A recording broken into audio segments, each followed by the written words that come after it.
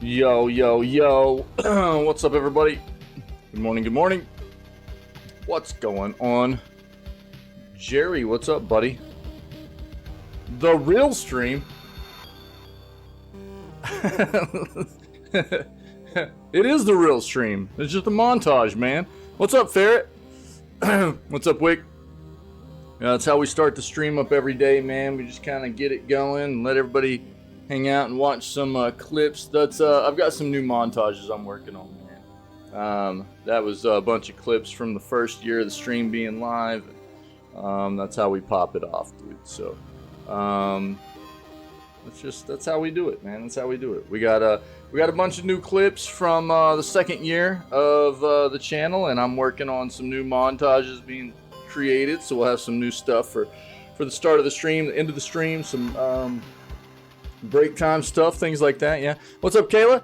Wick? Jerry? What's up, everybody? How's it going? Hope everybody's doing well. Happy Thursday. Hope everybody had a good day yesterday, man. We're about to pop it off here. We're gonna jump into June 29th edition of Video Gaming News and play some Grounded, man. Play what is this, day 12? Is that what day we're on now? I think so. Is that right? Yeah, day 12 of Grounded, dude. Day 12 of Grounded, cool. So that's what we'll be hopping into after the video gaming news segment, man. So I don't know. Hope everybody's doing well. Hope you had a good day yesterday, and let's hop in it, man. Let's see what we got. First of all, this is what we're listening to this morning. Loop Hero jams, dude. This is the Loop Hero OST. It's a very cool roguelike game. RPG, a lot of RPG, kind of auto battle stuff that goes on in it too. It's a very good game. Highly recommend. And I love the soundtrack. So highly recommend checking it out if you like the soundtrack or just think the game sounds cool. The game's highly rated. It's a highly regarded game. Came out, I think, what, 2020, 2021, something like that.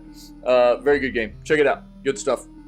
We'll go ahead and pause that out and get into the news here. Yeah.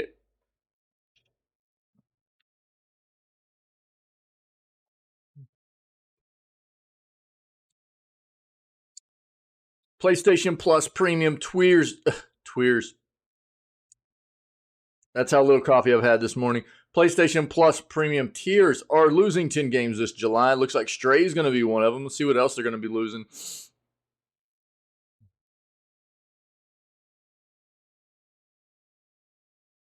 Plus Essential July games lineup leaked. There it is, baby. Right off the bat. The googly eyes. Thanks, Kayla.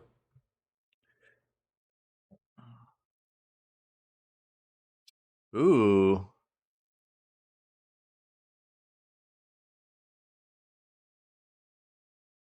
Favorite extraction shooter? Are they talking about Tarkov, dude?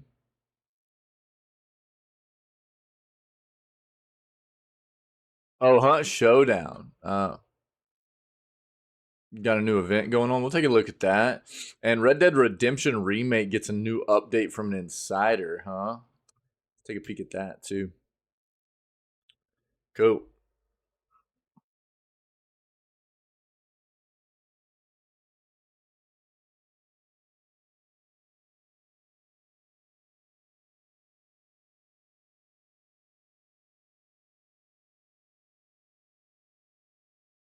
Star Wars Eclipse targeting 2026 release date? What?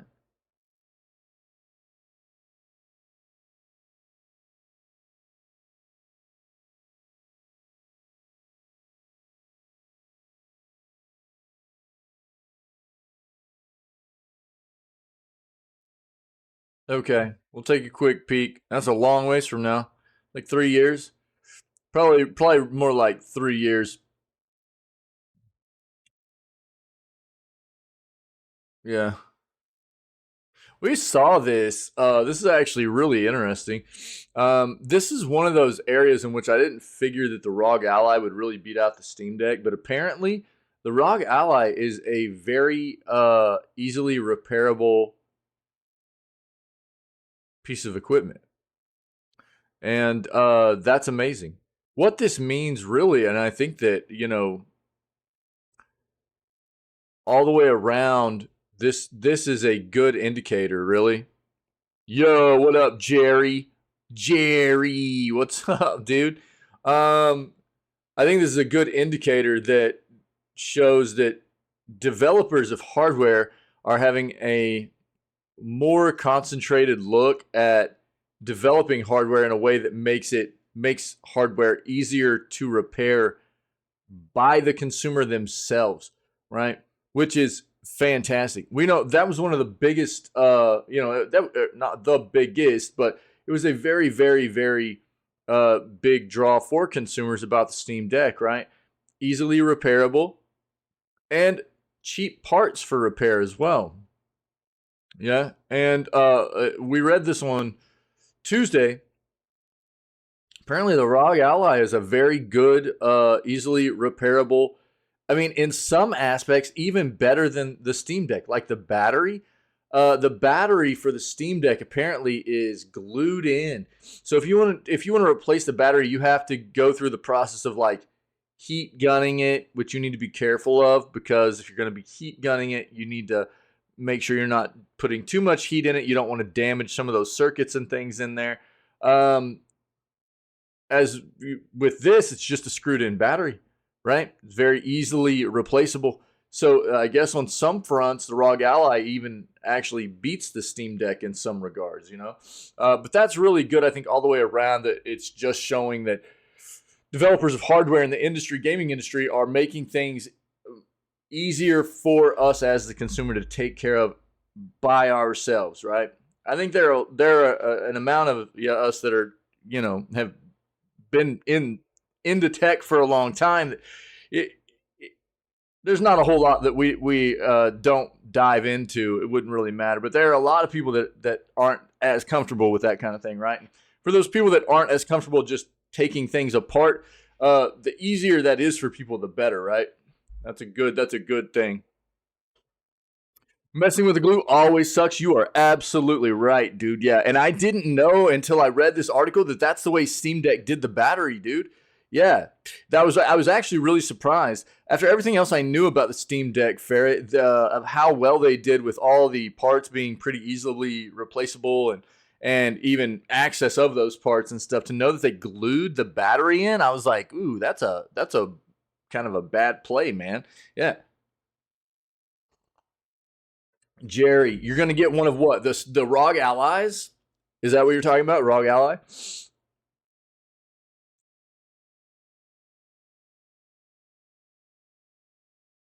Because yeah, I mean we can talk about it for a second. Probably because it's Asus. Well, yeah, Asus. I mean, obviously has is a notable brand, right? They've been developing things for a very long time, and they've got pretty solid engineers on their team as well, right? So yeah, for sure. I don't think that you're going to be able to go to some just like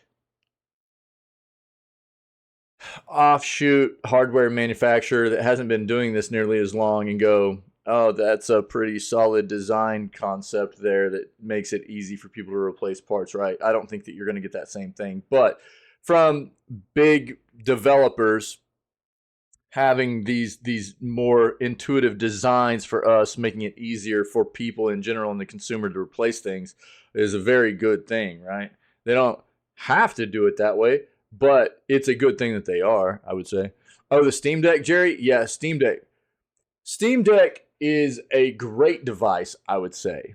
Everything I know now, I don't have one, but if you're interested, this is kind of the way I address the Steam Deck for most people.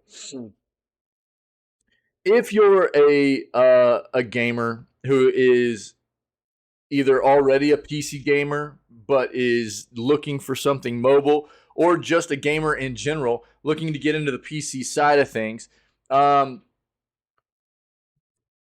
think that the Steam Deck is a pretty solid piece of hardware to get your way into PC gaming. Either whether you're looking for that mobility side of it because you're on the go a lot, or just because you're looking for something a little more intuitive to get into PC gaming rather than having to dive right into like having a rig, right? Having an entire PC rig. They are regarded as a pretty well developed across the board, talking about both hardware wise. Now you have to understand. I mean, so they're starting to have a little bit of age on them now. They're not going to have the same kind of hardware in them that like the ROG Ally does, right? ROG Ally is brand new. It's got brand new mobile technology in it. You know, brand new mobile hardware in it, so it's more powerful. But it also costs a lot more, right? So you're talking about, I think, what, $900 to $1,000 for a ROG Ally, depending on what model you buy. Whereas the Steam Deck, you can get in at about $400 on the lowest tier model. So, and then it's what, like 400, 500 to 550, and then another 650, I think, for the top tier model, something like that. In my opinion, everything I know about the Steam Deck is that it's a very, very nice device. It's nice for the consumer as far as repairability. It's very nice as far as obviously Steam naturally is like the biggest platform for PC gamers, right? And so Valve continues to work on the Steam Deck just naturally through updates and things like that to provide a better platform, a better experience for the people that are utilizing Steam Deck. They're constantly rolling out new game, or the games that are on Steam are becoming Steam Deck verified, if you know what that means. If you don't, then basically games that are Steam Deck verified means that they've been optimized for the Steam Deck, meaning they run as they should on that device. Whereas games that aren't optimized will still run on it quite often, but they might have some wonkiness to them, right? Resolution might be a bit weird, things like that, right? Frame rates might be a little bit wonky, stuff like that, just because it's not been optimized. But they continue to roll out more and more and more and more games like that. They continue to push updates for quality of life, things like they added profiles to each game, whether you're plugged in or not plugged in, just things of that nature to allow better battery life if you're like mobile with it. Oh yeah, anti-cheat system won't run on Linux. Yeah, that's a thing for sure. Yeah. So you're console gaming, trying to get to the PC side of things. Don't have lots of money to spend on PC. Well, Jerry, I would say that the Steam Deck's probably a pretty solid option then, to be honest. And I mean, the thing about the Steam Deck is that it does actually play that dual role, kind of like a. I can't tell you how happy it makes me to hear somebody that's a console gamer say they want to get into the PC side of things too, buddy. Let me tell you that. So personally, dude, I've been a gamer across all platforms my entire life, but I've really moved away from console a lot over the past few years because console is just looking more and more scummy to me all the way around. To me, PC seems to be the place to be nowadays. It's just a nicer place for gaming as far as I'm concerned, for the consumer, for the gaming enthusiast. But there's always pros and cons to every side of it, right?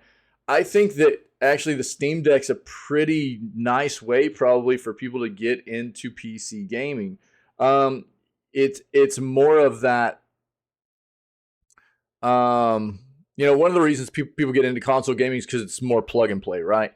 The PC side of thing tends to require a little bit more willingness from the consumer and the gamer to know a bit about troubleshooting, the way the PC works, things of that nature. Whereas console tends to just be plug and play, and that's where they get console players at to continue to buy into that, right? Only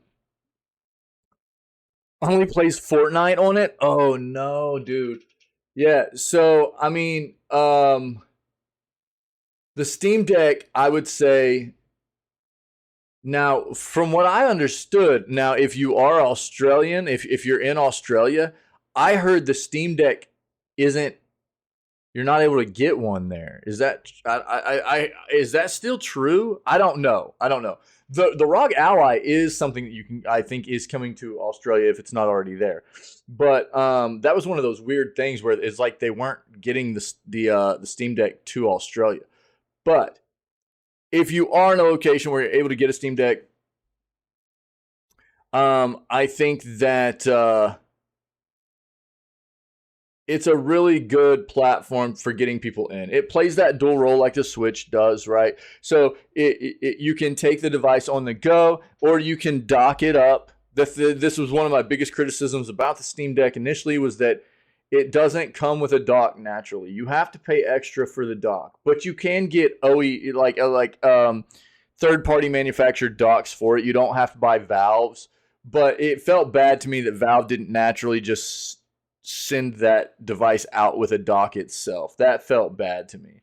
But it does play that dual role where you can like dock the device up, just put a cable it up to a TV or whatever, and then using whatever wireless controller you want with the Steam Deck, and you're basically playing more like a console PC kind of operation where you're able to play on a TV or another monitor or what have you, rather than just look at the mobile device, right?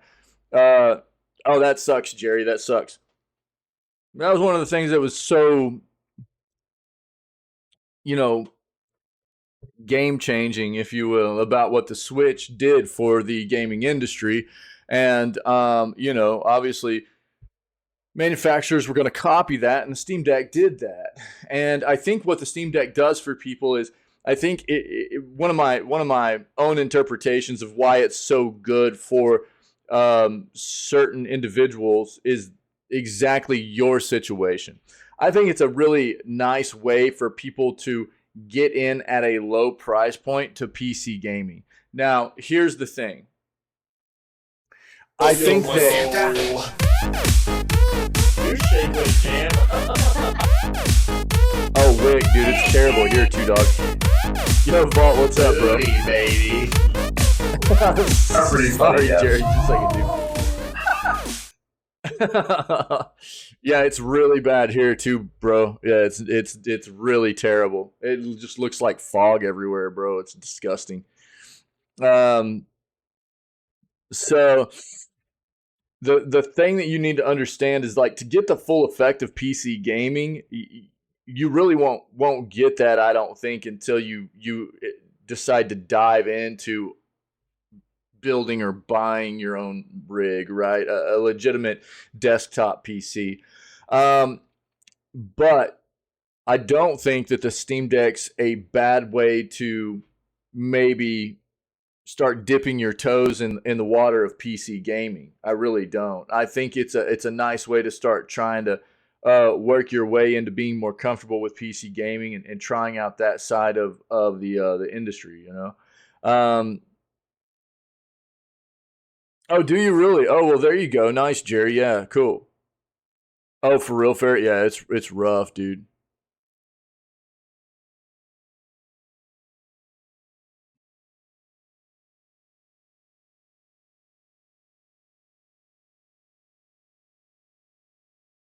Oh, for real, Gothic. That's brutal, Jerry. What I would say is maybe do a little bit of research on your side. I tell this to everybody. I can give you my own advice, but the best thing you can ever do for yourself is do your own research. You know what I mean?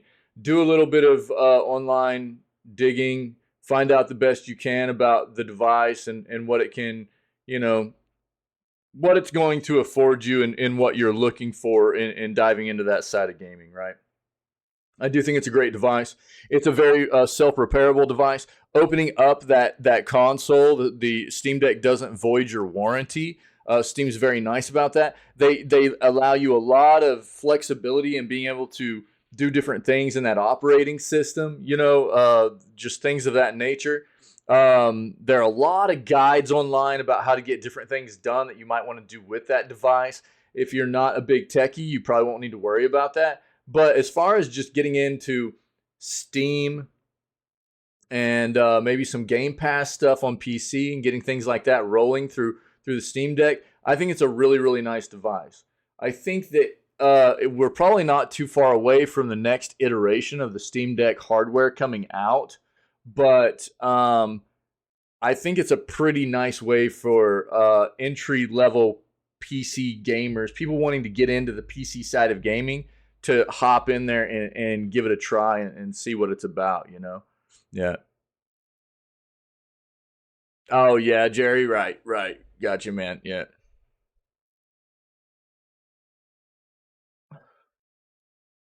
But that's what I would say. My advice is I think it's an amazing device, but maybe do your own research, okay? Do your own research, see what you think about it, read up on that device a little bit, and think if and decide whether you think it would be a device that would be good for you for hopping into the PC side of gaming, and whether you think it would be worth your money or not. All right, buddy. That would be my advice. I think it would be a good decision if you're trying to get into PC gaming. Ultimately, you're never going to get anything current age. You'll never get anything on a mobile gaming device like you will in a rig, right? You just have to understand that. But it's a very, very good device for what it is.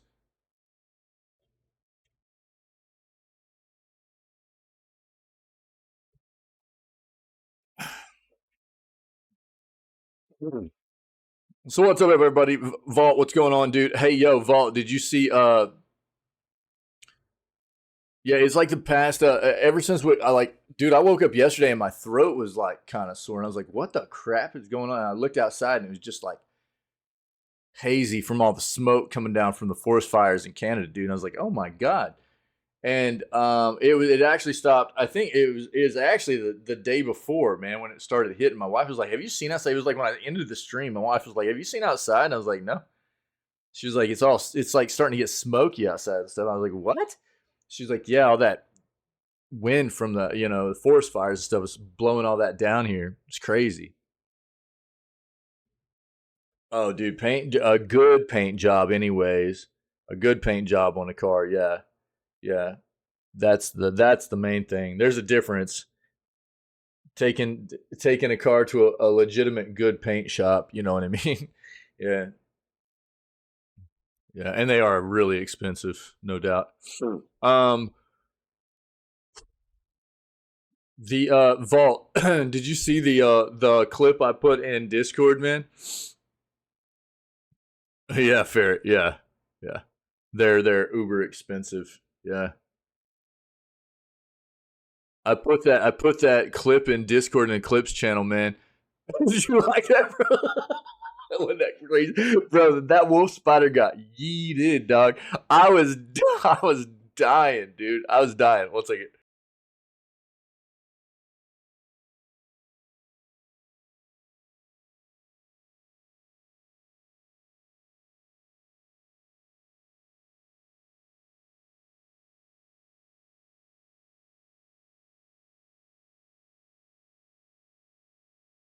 Sorry, guys. All right.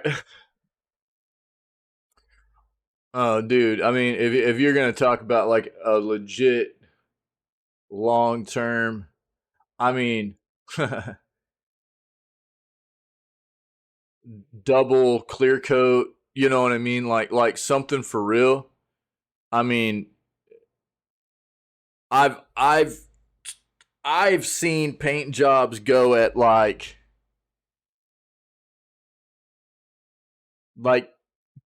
good paint jobs. Not even at like excellent top tier paint jobs, but good paint jobs at like 4 to 5K.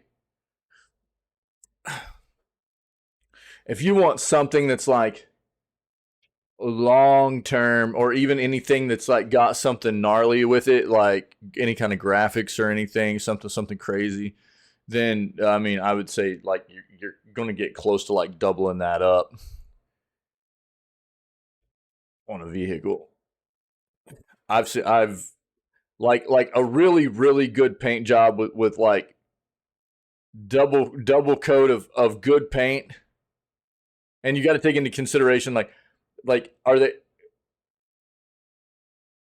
I'm not talking about taking a car to someplace like Mako. Like you take your car to one of those chain places, you're gonna end up in a bad situation, dude. You just saw it, yeah. Like one of those chain places like Mako or what are some of the other ones, dude? I've just heard way too many horror stories about that stuff. You're setting yourself up for a bad experience there. Um, it might not even look like it initially, but the quality of that you're going to get out of that normally is not going to be great. You got to really. What I normally do, I find a really good mechanic in the area that I live, and if I ever need any kind of body work done or paint or anything like that, I usually talk to my mechanics and find out who they know because those guys all know each other, man. And that's who I go through. I usually work with my mechanics, be like, yo, who do you know that does like good paint in the area, whatever, and they'll be like, oh, go to these guys. It's usually the private shops that know what the crap they're doing, you know, not the chains, not the chains. And you're talking like you're gonna pay for it, but it's gonna be better because they go through it's a much better process of removing the old paint and double coating the actual colored paint and then like double to triple coating the clear coat on there and stuff. It's like, and I'm not like a paint expert or anything, but if you want one that's not gonna fade and it's gonna it's gonna last out, it's gonna protect and everything, you'll end up paying a good chunk for it. But as with anything else in life, I mean, you get what you pay for, right? You get what you pay for. So that's one of those things. A really, really good paint job usually costs a good chunk, but it'll last a long time. It just, I mean, I mean, are we talking like, a collector's car that needs, that should have that kind of paint job? Or are we talking about like you know, maybe something that just needs a bit of a better job done on it to make it last. You know what I mean? And it's not ever going to be a collectible car or anything. Talking about a Crown Vic. Oh yeah, yeah. I mean, if you, yeah, yeah. I mean, if this is like a lifelong car you're going to keep, or, I mean, a Crown Vic, dude, I would say that'd be one of those ones you probably want to get a really good paint job on. Yeah, yeah. I don't know. Just depends on what you're doing with it, what you've invested in it already, and if it's a like if you've got it as a collector's car or whatever, right? It's one of those things. Yeah. A Crown Wick. But again, I'm no paint expert. That's just like some of my experience, limited. But dude, I've seen paint jobs way over 1K for a good paint job. Nice vault, yeah. What else we got?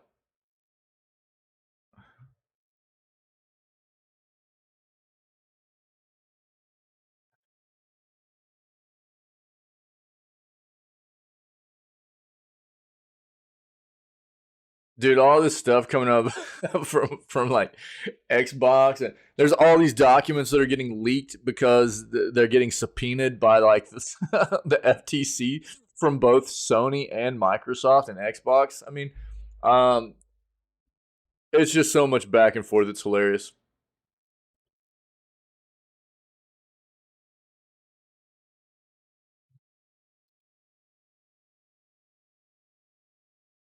Bro, that flipping spider getting yeeted in the air was so funny, dude. I've got a few more that got made yesterday. What were the other ones, dude? Oh, the bee with the grass scritches. The flipping the larva that was just like floating across the ground. That one was wild. Yeah. But the one with the wolf spider was definitely had to go in there, man. That was so good. You dog faced me, bro. Rude.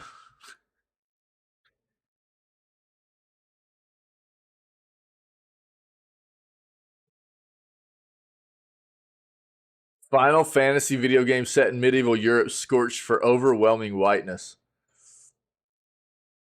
Fantastic. I wonder if Davey's gonna come let me know how he feels about this game. I feel like Davey got mad at me a little bit. I mean, I don't know. I was just like giving my own impression of why I probably wouldn't play Final Fantasy 16. You know, we're playing Grounded today, Jerry. Yeah, we're playing Grounded. We're trying to finish up Grounded. And then we'll probably take a few days to like maybe play some shooter games or something. Probably play some Battle Bit a little bit after we finish Grounded, and then I'm gonna dive into Tears of the Kingdom. Then we're gonna play Tears of the Kingdom. Yeah. So, do they last over 300,000 miles? You talking about the like a good paint job? And I don't even know. It would depend on the weather. A lot of it depends on the weather you live in and stuff. You know what I mean? And that's something you would have to talk to the actual. I don't know. I mean, I don't know for sure. And you know, if you go somewhere where you get a really good paint job, usually the paint job will be warranted against certain kinds of like weather, like sun damage or whatever. Sometimes, I guess it just depends on who you go to, but you can talk to them about that kind of thing. Again, I'm not like a car paint expert or anything. I'm just going off of some old, some experience I've had in the past, but it's limited, So that's something you'd probably have to. Oh, the car itself.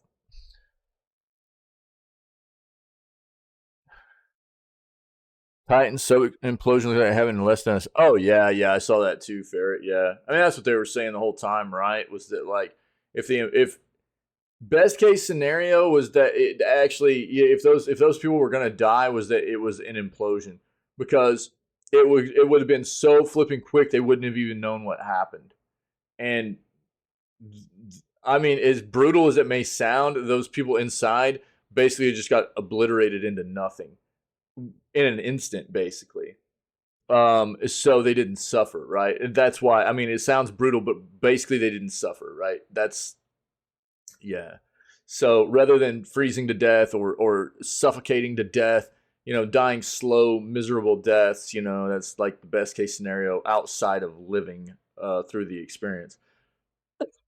So, yeah, brutal, man.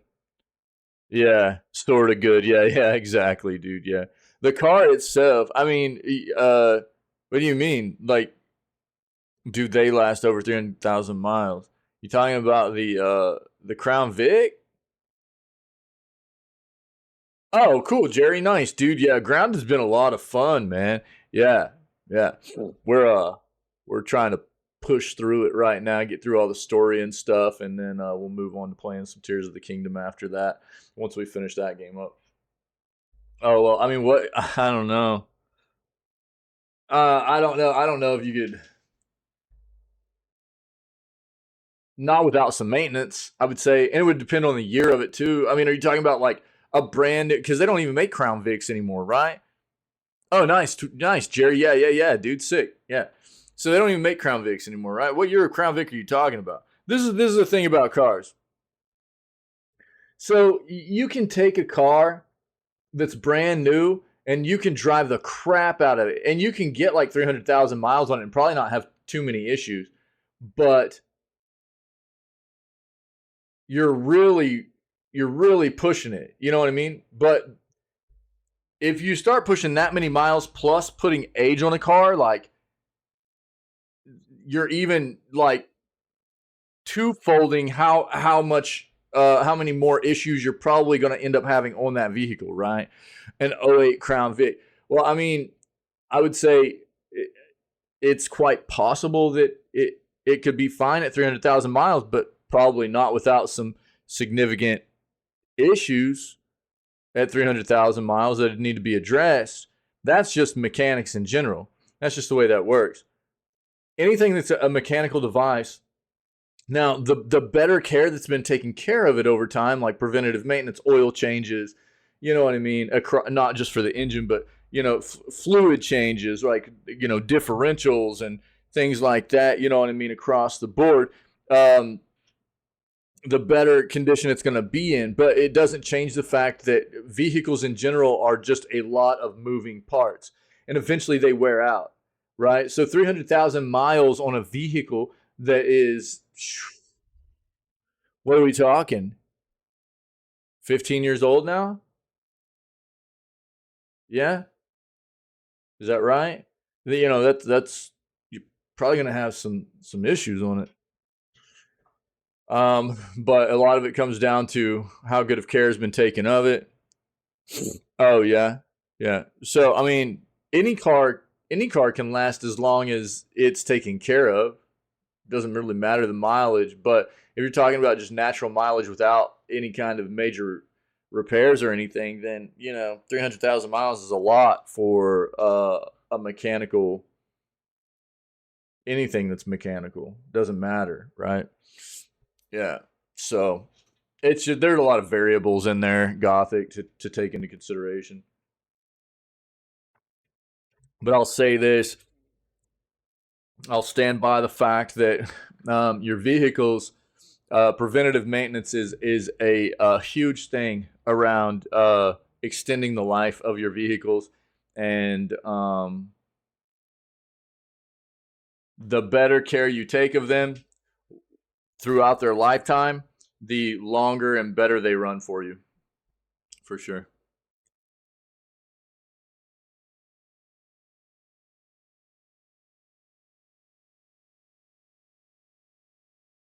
To get back into this gaming news here.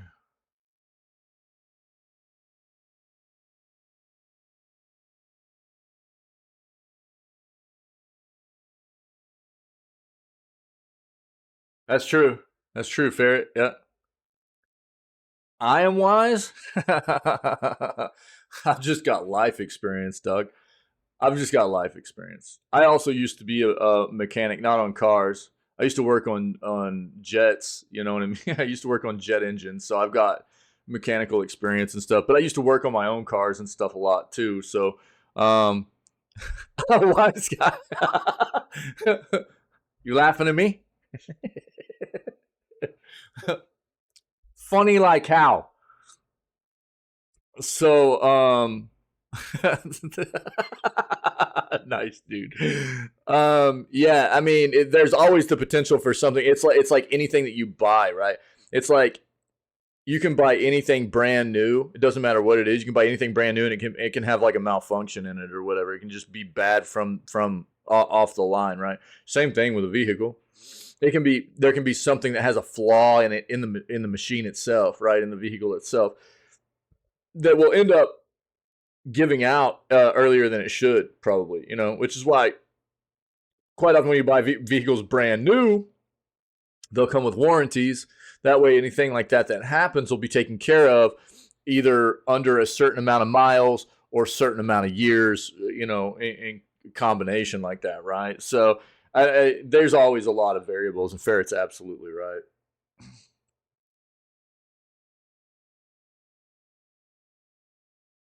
Here's the thing. This is the thing I'll say, Jerry. Um,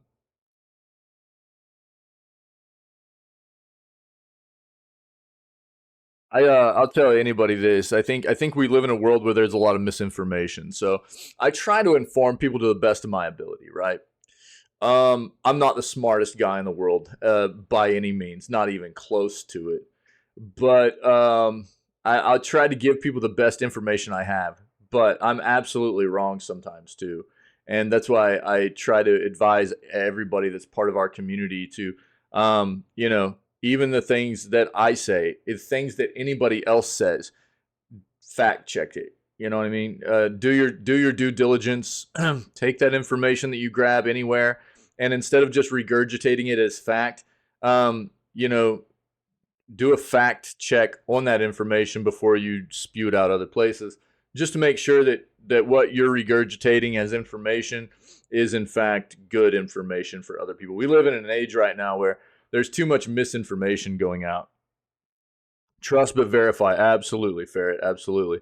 Because I do my best to push out good information, factual information on the constant. And you'll see me even while we talk about stuff sometimes. Even if I think I'm correct, but I'm not quite sure, I'll look it up and I'll be like, oh, am I right on that? and sometimes I'm wrong, but I try to make sure that I'm giving the best information I can. And you know, I have people. You know, this community right here is really good too. We try to help each other out with making sure that we're keeping, information factual in here and stuff like that. I think we live in an information where there's just too much misinformation spread across the world. And the best thing we can do is try to make sure that we're doing our very best to push out factual information. It's a rough thing to have people just constantly spewing misinformation to one another. It's a really bad situation. So I do my best, dude, but it's inevitable that sometimes I might be wrong about something. So, you know, just fact check things to the best of everybody's ability. That's what I try to get across to people. Oh yeah, Gothic, no doubt. Yep, yep. Jerry, um, I don't know. I'm maybe just a bit wiser, dude. I'm older than you two. Maybe just a bit wiser, dude. Hey, that comes with age sometimes. You know. you know. So that's just part of, I think, as you grow older a little bit, you life experience, and come across information that you find important and retain it, and try to impart on other people. That's something that I've tried to do as I've gotten older. So it's just part of, I think some of it's part of just aging process. You just become wise in certain areas of things that you've had experience in, or things that interest you, and that's all it is, man. Yeah, you'll get there.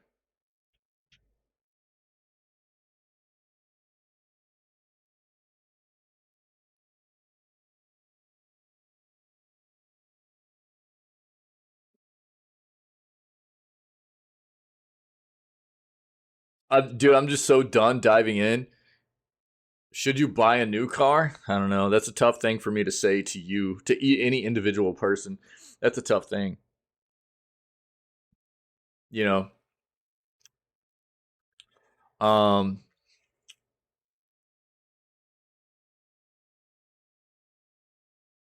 every individual's situation is different. I mean, especially that's a big decision money wise. I mean, do you have? I'm not saying you specifically. I'm just saying in generalities for people. Does a person have enough money to uh, step into that venture? Because a new car is usually pretty expensive. Um, yeah, but this is the other flip. The flip side of that is like it could be cheaper in the long run to just go ahead and get a new car, right? Because if the vehicle you have now is costing you more in keeping it running, right? That's one of those things you have to determine. Dude, I've been there for sure. I've been there absolutely. You know, sometimes it makes sense to finally go ahead and be like, yo, it's not worth it anymore. Unfortunately, age doesn't always make you wiser. Well, yeah, I think that you're not wrong, Kayla. No, I think that you've got to be a person that strives for that, right? I think you have to be a person that strives for that. You've got to be somebody that wants to continue to absorb experience and information as you move through life, and to the best of your ability, anyways. And I try to be that person. Not always great at it, but there are definitely a lot of people out there that have no dedication towards that in their life at all. So they just maintain the same level of ignorance through the majority of their life, and it's kind of gross as far as I'm concerned. That's not you know for us as humans. I mean, I feel like that's one of the big things that we should all be trying to do is be better, learn, you know, learn from life, what life throws us as we grow and age. And people that don't do that, I often wonder why. Why do you not care to do that? hindering that in your brain? What makes you not want to progress and take those lessons, and turn them into a positive experience or whatever? But you're not wrong. You're not wrong. Lots of money on keeping it running, engine parts, fuel pump, new shocks. Yeah, yeah, yeah. I mean, it could potentially the benefits of it's even outside of the money side of it. It's a peace of mind thing sometimes too, right? Because if you're dealing with just always having that in the back of your mind, like, oh, what's going to go wrong next? Is it going to break down again? Things of that nature, right? Then sometimes it's not even just a money issue as much of money plus like a peace of mind thing, as just being like, if it's nice to be able to, because while your older car might be paid off, but it's still costing you per month if you actually think of it that way, because you're still having to put money into it for repairs all the time. As opposed to having an actual monthly payment, but the car would be on warranty probably because it would be new or new-ish. If you get a certified car, usually they come with warranties also, and you'd just be without, you wouldn't have to worry about that crap anymore with an older vehicle. You don't have to worry about it breaking down or anything like that. It would just be like preventative maintenance stuff. Yeah. Asking for help can be scary. That's true. Yeah. Yeah. I think that, I don't disagree with you, but I do think that for a lot of people, you've got to have enough recognition of the fact that you should be trying to incorporate lessons of life, you know what I mean, and experiences of life and in what you do moving forward. I don't think it's always necessarily about needing help, but just of your own recognition of and cognizance of seeing life's experiences and learning from life as you age and stuff too. So I don't disagree with you. I don't know that it's always the case, Look, I'm from the school of hard knocks, man. I've learned a lot of hard lessons too. And had I not been the kind of person that was like, I need to learn from this and not do this again, I'd be in a bad spot right now, Yeah. No, and I don't disagree with you either. And I think I mean, what we're talking about can vary greatly, just experience. I just meant like, what we were talking about there with this all started more about like with Jerry was just like my own experiences as far as, because he was saying I was smart. I was like, I don't know how smart I am as much as just having experience with certain things in life, right? So but I know what you're saying. Yeah. I think each individual part of this can have a lot of different variables to it and everything too. But I will stand by what I said before. I think there are a lot of people that also just don't care to evolve with experience either. They just don't want to. They don't care to. They just want to keep being the same person they've always been. They don't care to evolve with experience. Some people, it's just not something they care to do. It is tricky. It is. Life is tricky, no doubt about it. Mm-hmm. Yeah, which is why I mean I do think that it's in people's best interest to try to take life experiences and if you can be one of those kinds of people, you know what I mean? If you can be one of those kinds of people that takes life's experiences to the best of your ability, look at it as a glass, whatever the experience is, have that glass half full mindset as often as possible. Take the experiences as a learning situation, and just keep pushing on and doing the best you can with everything that life throws you. I think that's That's you're always going to be able to grow from experiences. I think personally, that's just my own kind of approach to life. Has been for a long time, and it sounds easier than it is. I make it sound easier than it is. That's for sure.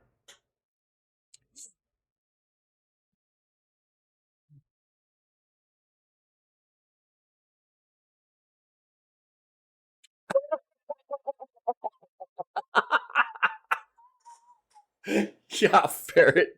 Yeah, dude. Yeah, no doubt, doc. No doubt about it. Yeah, for sure. Yep. Life is a trip, though. There's no doubt. There's a lot of curveballs in life, dude, and there are a lot of situations where things start feeling out of whack, and it feels like when it rains, it pours, and it feels like the sun's never going to come out again. You know what I mean? Those times suck, suck. They're terrible. It's a hard thing to get through quite often. I've experienced many of those times. Just God. Um,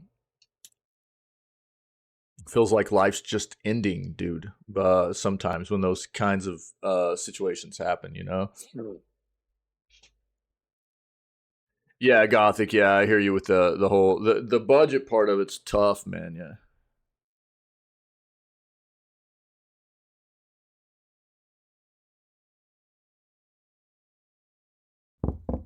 Crown Vics are getting totaled out by insurance companies for just a small dent. Can they even do that? Hello? Get in here, Jerry. Those times can last so long. You're absolutely right. Yeah, no doubt about it. Again, dude, I've experienced it. I really have, numerous times. Oh man, it feels like you've just got like life's just put a flipping target on you, man, and it never misses. You just keep getting just drilled by stuff, man. It's brutal. Amazon Prime Day gaming deals. Let's see what we can get out of here. That I don't. I mean. Okay. Here's. I don't think that legally insurance companies can do that. I don't think they can total out a car without specific things being wrong with it. Like you have to have a bent frame, things of that airbags have to be deployed, things of that nature before a car can be totaled. There are a lot of but there's a lot of it. Our insurance stuff here in the U.S., dude, it's a real loopholey, wonky uh business, and but I don't know that and I wouldn't be surprised if they could do that kind of thing too, but I don't know that they can just like total out a car just for like a dent because it's hard to get parts for them anymore. I don't know. Insurance is a flipping racket. Dude, I was talking about that the other day, Ferret. Insurance across the board is a flipping racket, dog. It is so stupid. It's the same thing as flipping healthcare. It's a flipping racket, dude. It's so gross. It's not about trying to take care of people and help people or anything. You know what I mean? It's all about just suckering people, man. It's disgusting. So gross, man.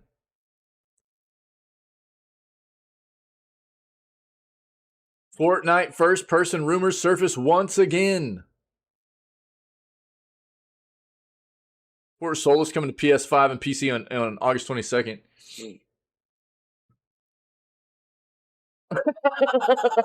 Bro, Ferris said, "Don't get me started, dog."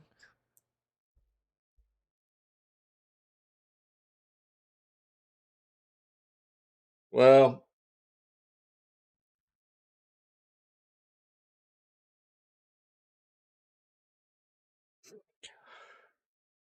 I did the same thing to myself when I was younger, Kayla.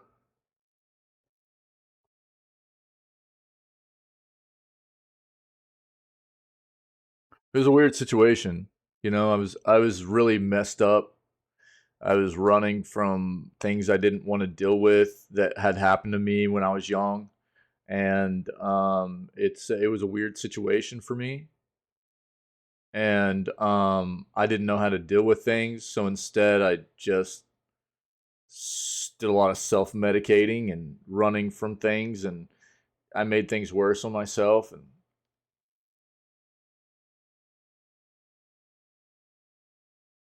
it was a weird situation, but it felt like I definitely didn't make things easy on myself. I made things harder on myself, but it felt like at the same time, anything that could go wrong would go wrong. You know what I mean? It didn't matter. Didn't matter. It was just one of those times, man, where it was like, oh God, it was so brutal.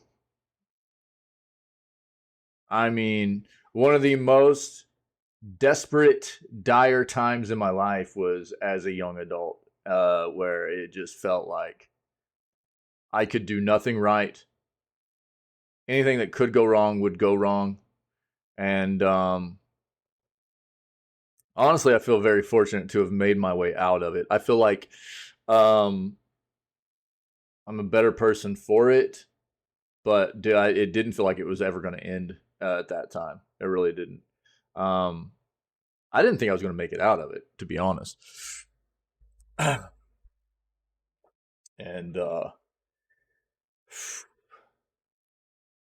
I think it's probably been one of the most critical things for me looking back in teaching me how to use life's lessons actually was that experience as a very young adult, and what a trying time that was, and actually making it through. um it was such a dark, dark time for me. And not that there haven't been others, but it's been one etched in my mind for sure, that's allowed me to reach back in there at times, and help me to keep learning from life. It was a brutal one.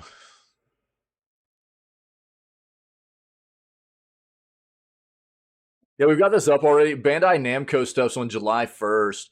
So, what do we have here? So Saturday. Saturday we'll be watching the Bandai Namco stuff. Oh, dude, I think this is super late though, isn't it? Hold on. I think we might have to watch this on Sunday. Yeah, yeah, yeah, yeah. This is popping off at like 6:30 Pacific. So, we will watch this the next day as a VOD. Okay, we'll watch this together the next day as a VOD. But there ought to be some good stuff in here. I'm sure there'll be like Dragon Ball stuff. A lot of other Bandai stuff. Probably some From Software things because they publish for From Software. Not late for you. You're a night ferret, dude. I used to be such a night owl. I was always up late back in the day, but my wife converted me, dude. My wife was always an early, early to bed, early riser. And I was always I would just be up all night, dude. I was always a night owl, and eventually, as we continued through our relationship, she just converted me to her methods. so so I go to bed early now, and get up early, man. Yeah.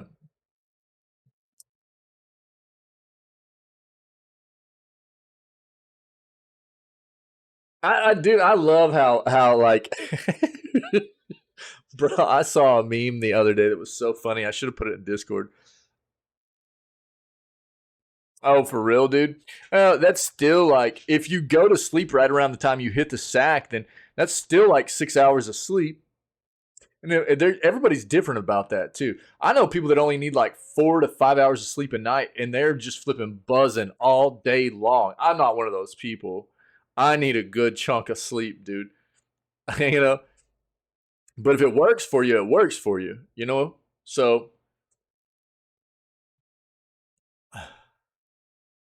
get to sleep around 1. Yeah, yeah, that's what I was wondering. Yeah, so you just lay there. But I mean, I think the thing, like, if you were to go to bed at like 10, would you just lay in bed for 3 hours then? You know what I mean? Or would you actually be able to get more sleep? And if you got more sleep, would it be worth it? or would it just make you feel worse? That's the thing for a lot of people. You just got to know how your body works, you know? I think that you're probably just doing what works for you, man. I could be wrong. Maybe just too much Destiny too, dude.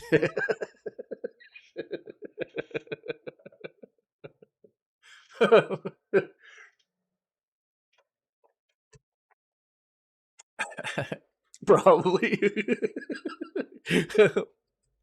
I'm not gonna judge that, dude. That's what. So, I talk a lot about how I used to like play the NHL games all the time back in the day, like the early 20 teens. I used to play the NHL games religiously, dude.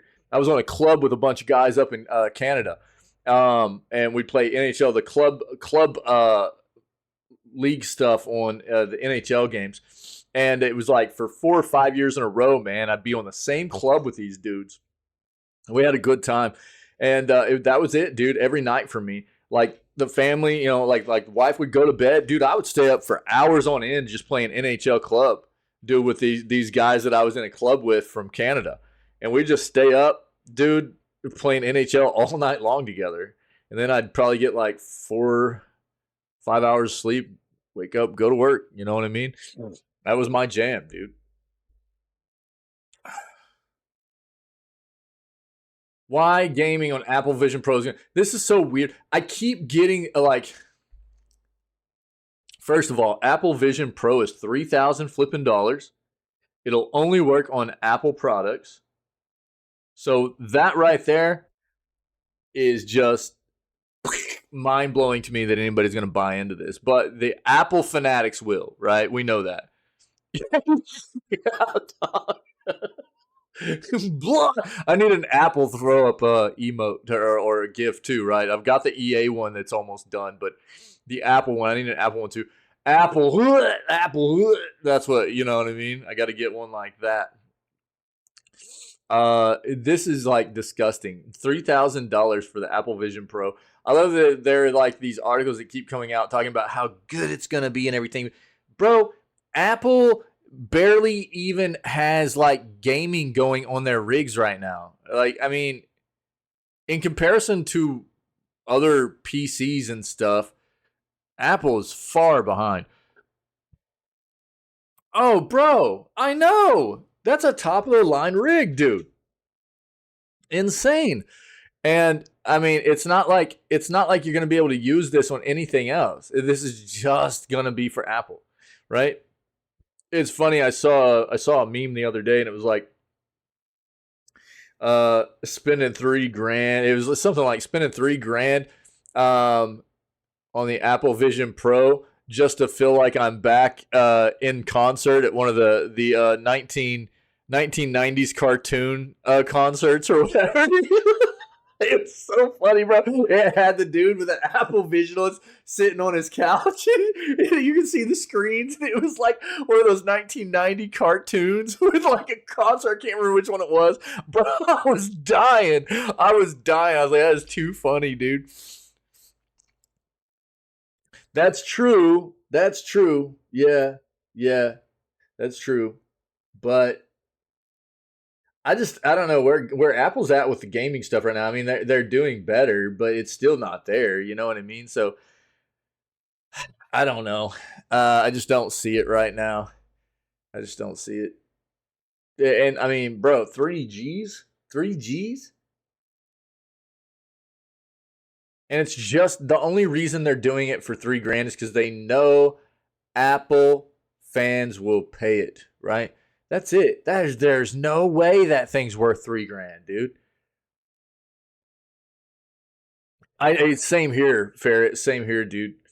I mean, so our buddy Syke, dude, is actually what was the stuff they pushed out where it's they've got that emulator out there that allows it's like in a beta phase or whatever, I think, but it allows Apple games to be or allows Windows games to be emulated on Apple or whatever. Syke said it's been working pretty well for him actually, which is sick. That's great. But it's still not the same thing as like dedicated Apple gaming, right? Which what it's supposed to be doing, it's supposed to be a tool for helping developers get a feel for how to get games working on Apple better. You know what I mean? Something like that. But Yeah, same here, dude. Like I said, I mean, I think they're working on that front, right? It's definitely better nowadays than it ever has been, you know, for Apple gaming. But dude, they are still so far away from anything that like modern PC gaming actually does, right? It's kind of crazy. Whether it be Linux systems or it be Windows systems or whatever, Apple's just not on the same level, dude.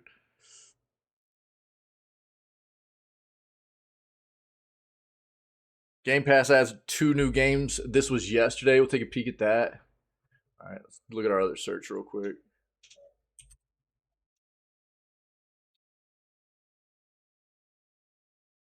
I did a huge psychology paper on this whenever I was in university, and it's significant, especially certain kinds of games like RTS games, things like that. The the way only playing like an hour a day, like 5 days a week, um, significantly enhanced people's cognitive functioning in their brains. It was pretty impressive. I didn't expect it to be um, as much of an have as much of an impact as it ended up having whenever I did that. And dude, that it's been a while since I did that research paper, so I'm sure they've got even more research out there now. Um, but it's pretty impressive. If you ever wanted to look into that kind of thing, it's really really neat. Oh, yeah, dude. Yep, makes sense. Yeah, yeah, yep, absolutely. Yeah, it makes sense, dude. Hmm. Yeah, this research paper I did, um, actually, because there are certain levels of cognitive functioning, and where because it's in this was specific to America, um, but there are other places around the world that are the same way because naturally men and women or girls and boys are or have been. It's not as prevalent as it is today as it used to be, but stereotypically were raised playing with different things, right? So boys stereotypically had building things, right? Which is more on the cognitive functioning level as opposed to like girls who got like dolls, stuff like that, right?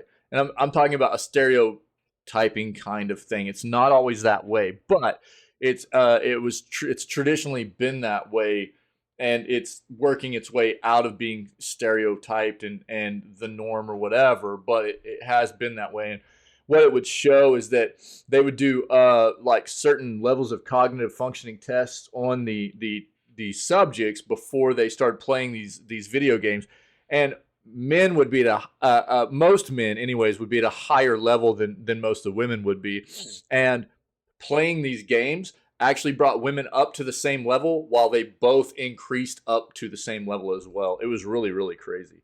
It was really nuts. It was really neat actually seeing what it did because it both gender men and women, and that's what they kind of took it down to was like the differences in the kinds of like toys and the way that the brain formed at an early age with the different kinds of things they were exposed to, you know, which there would be need to be more research on that side of thing, but that's what they were kind of getting to the point of in the research paper I did. um, but both genders ended up at the same level. Men increased, women increased like basically twofold to where they caught up with men just by playing these like specific kinds of video games and stuff. It was wild, dude. Really, really nuts.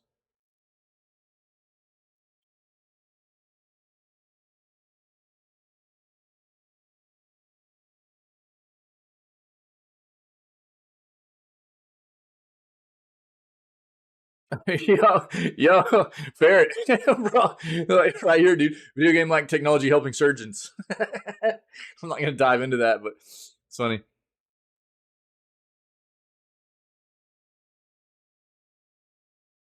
Oh yeah, yeah, dude, that's cool. Yeah, I never saw that.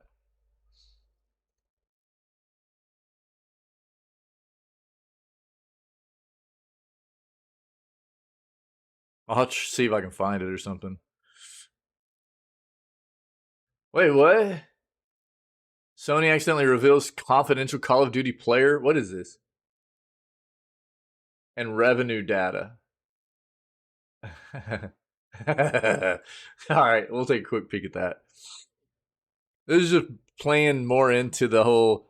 Yo, you know what I just heard? I just heard that Henry Cavill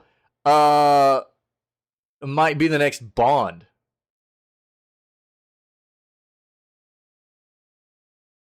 Anybody else hear that? Sorry, I know that's not video gaming news, but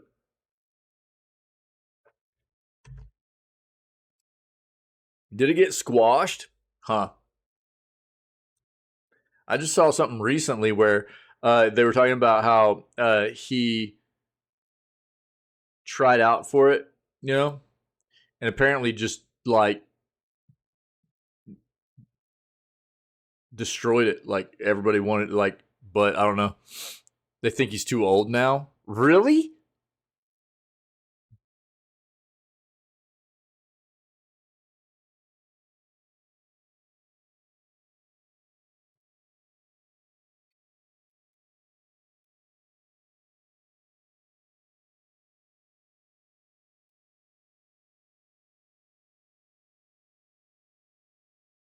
That's what I'm saying. Is like age of every James Bond actor. Sean Connery was between 32 and 41. Roger Moore, 45 and 57. Timothy Dalton, 41 and 43. Pierce Brosnan, 42 and 40. That's what I thought, dude. Craig was 38 upon being cast.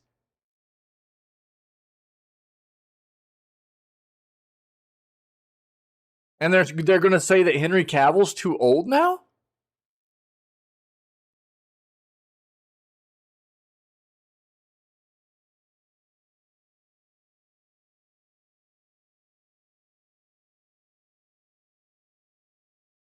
I don't know if I would believe that. Because I was going to say, most Bond actors were like, I thought late 30s to like 40s when they started. Late 30s, early 40s, and that's what this is saying. We'll have to see what happens. I just saw it recently, and they were saying that he crushed the everybody was that he tried out. They were like, yeah, this is the guy. Which I mean, this is like that makes sense, right? Plus, I mean, he that's like his natural accent and everything too, right?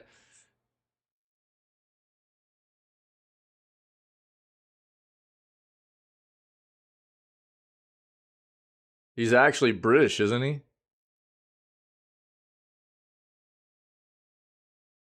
I think so. I could be misremembering.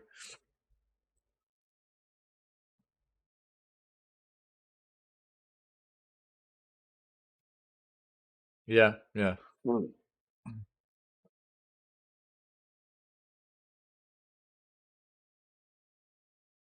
Yeah, we've talked about that.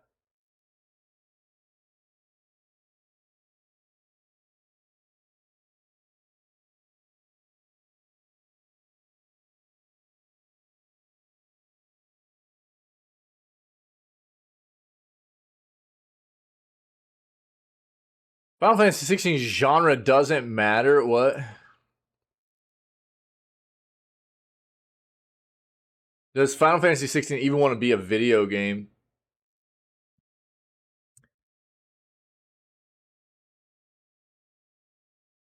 We'll talk about this. That's what I was. I haven't seen Davey. Last time I saw Davey in chat, he was like, "I'm gonna buy Final Fantasy 16. I think it's gonna be quite possibly game of the year." And I was like, "Okay." And I was just like, "I don't think I'll even play it because I don't." From everything I've heard, I don't really like what they did with it. You know, I think it's a good game and everything. I was just giving my own, and I think he just split. I think he was just like, I don't want to hear it. I mean, I don't know. They took the RPG out of it, dude, and for me, that's just a. How can you do that to Final Fantasy? That's like the core of what this game's always been. I'm not saying the game's bad, but it's not a Final Fantasy game if they took the RPG out of it. You know, for me, it just feels like they made a new game. They took the Final Fantasy summons, called them icons, put them in this game, and then slapped Final Fantasy's name on it. And but it's not a Final Fantasy game. We'll read about this.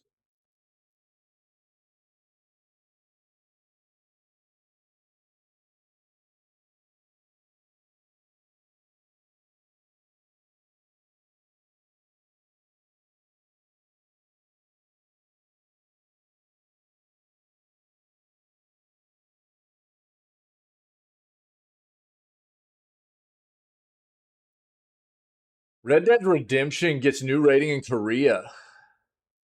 That's gonna go right along with this.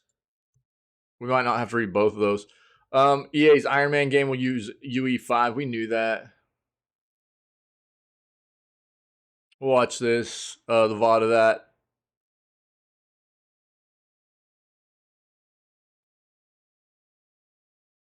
We talked about this on Tuesday too.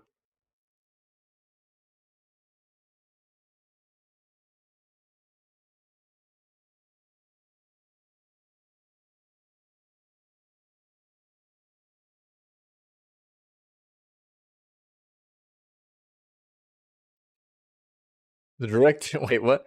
A quote concerning the whole Bond thing. The director added Henry's 40, so by the time he's done the third one, he's going to be 50. And anything beyond that's 2-3 years per Bond.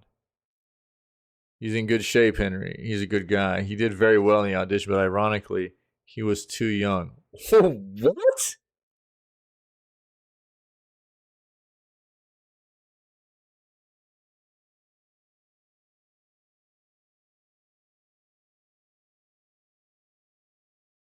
That doesn't make any sense.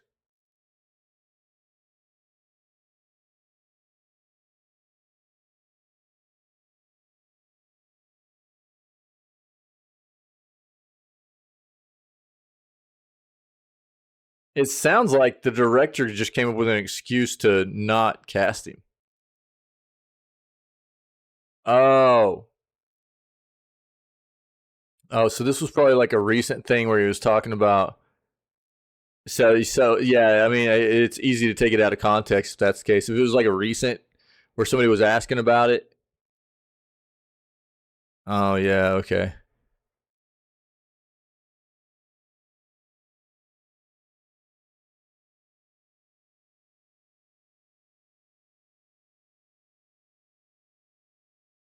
Gotcha. So he's like mixing with like current times and what happened back at the original audition or whatever.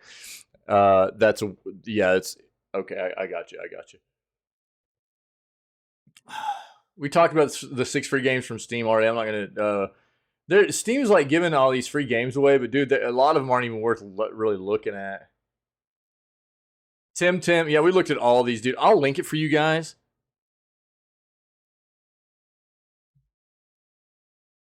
So you can take a look if you want. We already touched on this stuff. Here, I'll just link it right now. There you go.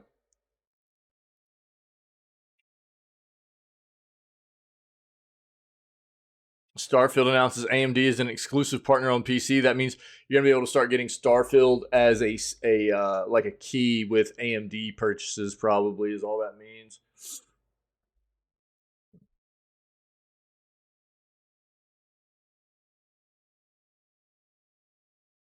Yeah, but isn't he like the perfect age now for it?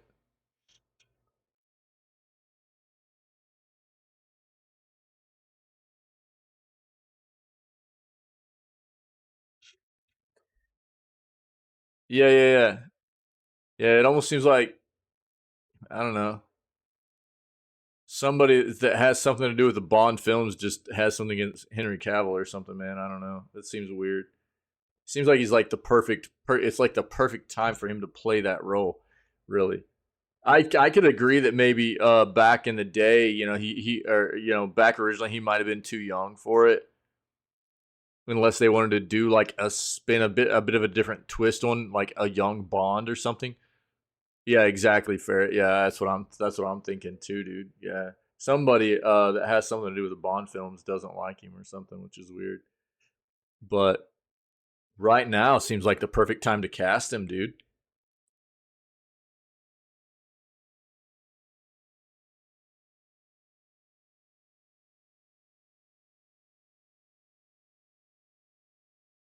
Yeah, I agree. I agree. I think he would too.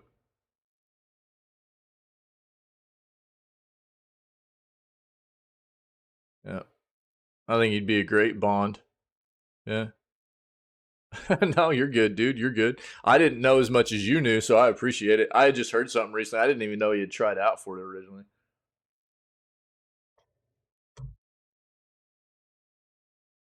I mean, they'll probably just get Liam Hemsworth to play it, right?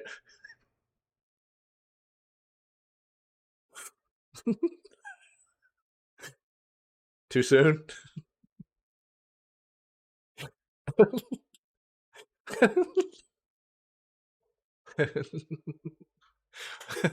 I can't. I can't, dude. Award winning. Well, you know why I said it, right? Well, and just because he's Aussie doesn't. Yeah, I mean, well, yeah, because 007's traditionally a British role, right? Yeah. Yeah, The Witcher, right? Yeah, that's why I said it. Yeah. Yeah. Yeah, you're right. It wouldn't go over well. That's one of those roles from the UK that like if they cast somebody outside of a British actor, that nation would probably throw a fit. Yeah. Oh wait, what? Does it really? Witcher hits today. The this is the final season as far as I'm concerned. Right. Yeah. Yeah. Yeah. I'm pretty sure they have been. Yeah. Yep. I know. I know that at least I know for a fact three of them were. Yeah, final season of Witcher. Tom Cruise. Oh no way, dude. No, it'll be Mike Myers, dude. The Bond who shagged me.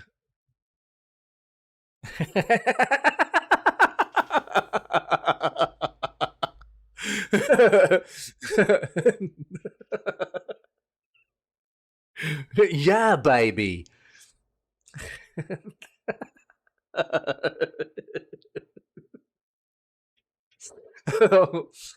Oh, jeez, dude. What is this? Award-winning Steam RPG currently free to download. We'll take a look at that. We already hit on that. No, dude. Dwayne Johnson playing the greatest gaming hero ever. No, don't make him be Kratos, dude.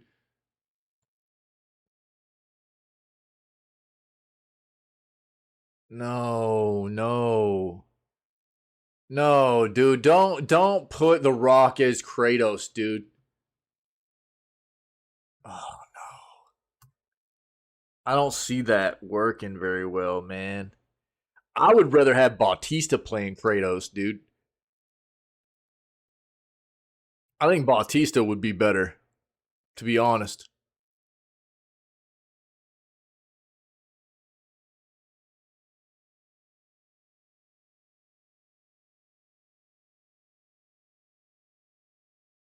Oh my god, Ferret, it's binge time, dude.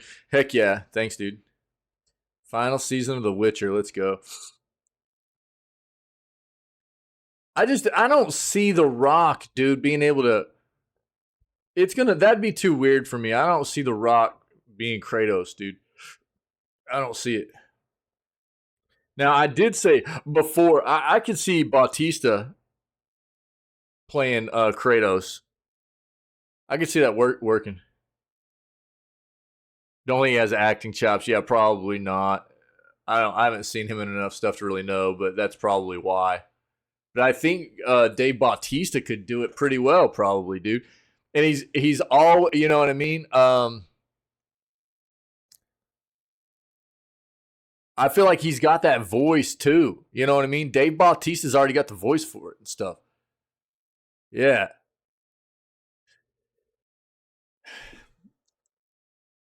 Like he might need to change his voice just a little bit, but dude, he's already got the voice for it and stuff. Yeah.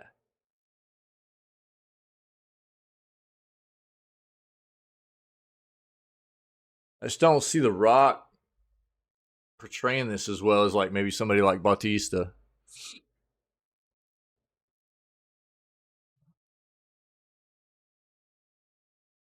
I mean, dude, I don't have anything against The Rock either. I like The Rock. I think he's a good actor. I think he's a good dude.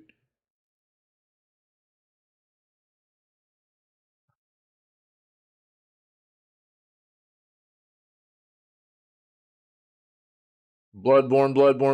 Anything Bloodborne. I already said this, dude. I don't think Bloodborne's coming back until the next PlayStation console. I've already gotten a clip out there from a news segment previously where I've already cast my prediction for this whole thing. Bloodborne is a game that Sony's sitting on, right? It's proprietary. It's first party for Sony. They know how important this game is.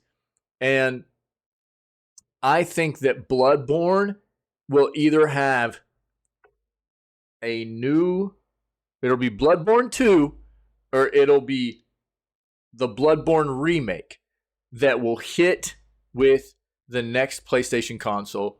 I don't think we're going to get any real Bloodborne stuff until then. Yeah, I think physically, I mean, honestly, both those dudes are. I think that, I mean, both those guys are physically just monsters. You know what I mean? The Rock is taller, so I think he fits the form of Kratos a little bit more than Bautista does. Bautista's a little bit, I think, shorter but wider. You know what I mean?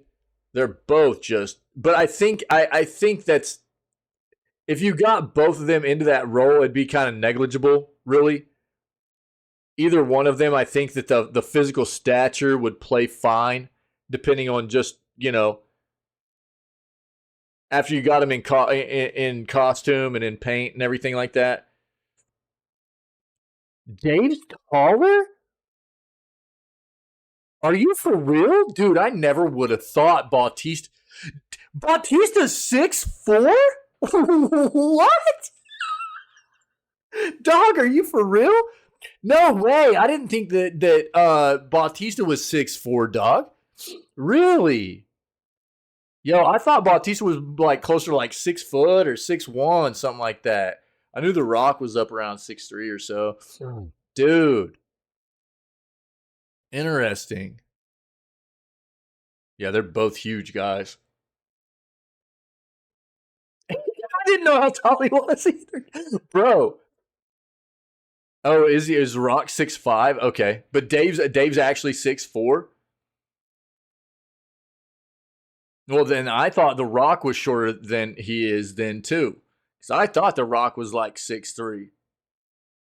Just Googled it. Well, Google never lies either, dude. So those are facts right there. Those are facts. No, that's probably true. That's crazy, dude. Is there a picture of them together? Hold on.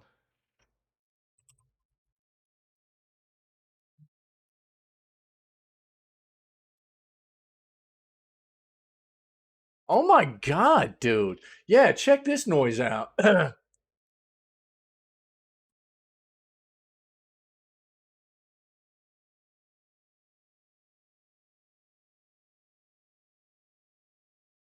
They are monsters. They are monster human beings, dude. Actually insane.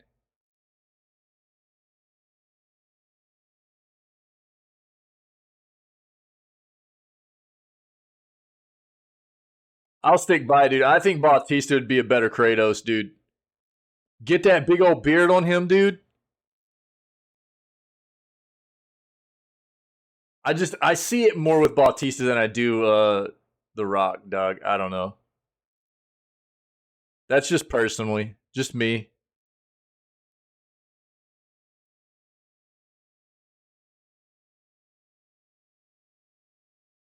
They're both monsters, aren't they? Good night. Yeah, Rock in a new Doom movie? I'll take it, dude. I'll take it. I think they'd both probably do it well, but it's hard. I think after everything I've seen The Rock in, it's harder for me to see The Rock play Kratos, I think. And the things that I've seen Bautista play in, it's easier for me to see Bautista play The Rock. Yo, Peter, what's up, dog? What's going on, man?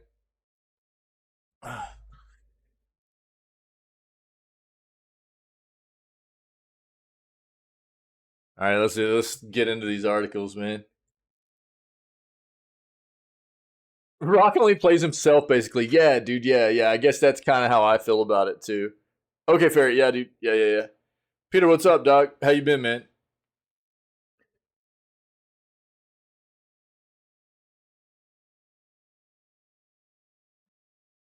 Award-winning Steam RPG currently free to download and keep, just not for everyone. What? Let's see here.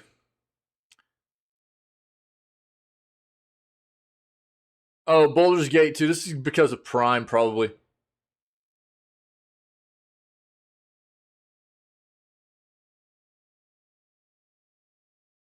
Yeah.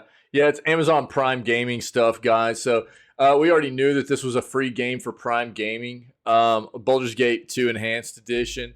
So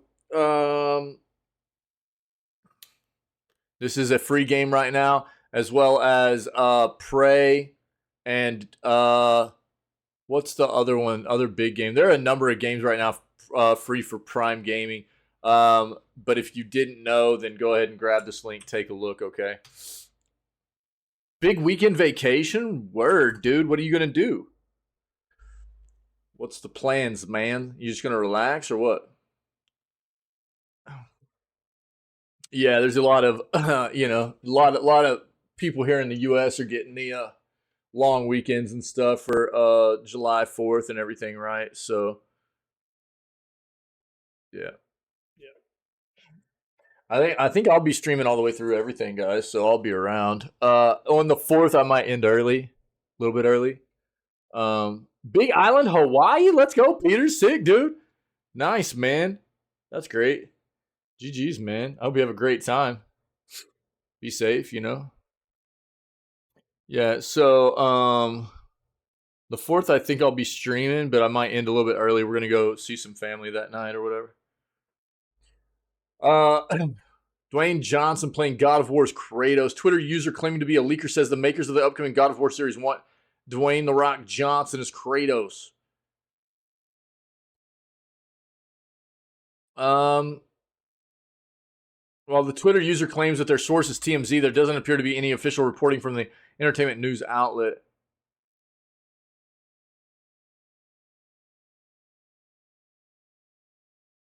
Oh, bro, look at this crap. It's exactly what we were just talking about. Wow,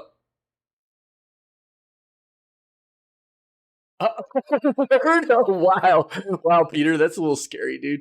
Despite the unsubstantiated rumors, many fans would certainly be ecstatic to see The Rock take on the role, as his humongous muscle-bound physique marks him as one of the only actors currently working who could faithfully bring the character to life. Still, other Twitter users have found committed fan castings other than the Fast and Furious star, citing other former wrestling star Dave Bautista as a suitable option. We literally just had a conversation about this. I'd pick Bautista to play Kratos over The Rock, but that's just me. Dude, me too. Me too. Let's go. I love The Rock, dude, but I see Bautista being able to do this better, man. This would make plenty of sense, as Bautista is often known to portray more emotionally complex characters than Dwayne Johnson, with his nearly decade-long stint as Guardians of the Galaxy's Drax just recently coming to an end.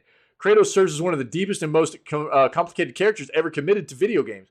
Some Twitter users wondering aloud if Dwayne Johnson has the range to bring emotional baggage to life on screen. Nope. No thank you. No thanks. Try again. Absolutely not. No go. No can do, boss. We have someone to play Kratos, and his name is Christopher Judge. Thank you very much.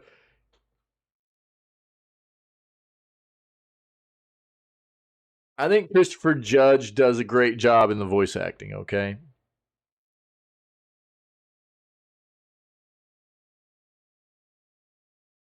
But everything I've seen of Christopher Judge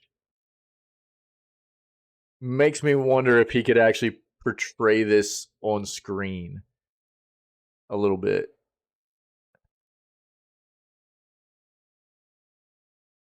Oh, yeah, I mean, I think he does it all. Oh, random mode time. Let's go.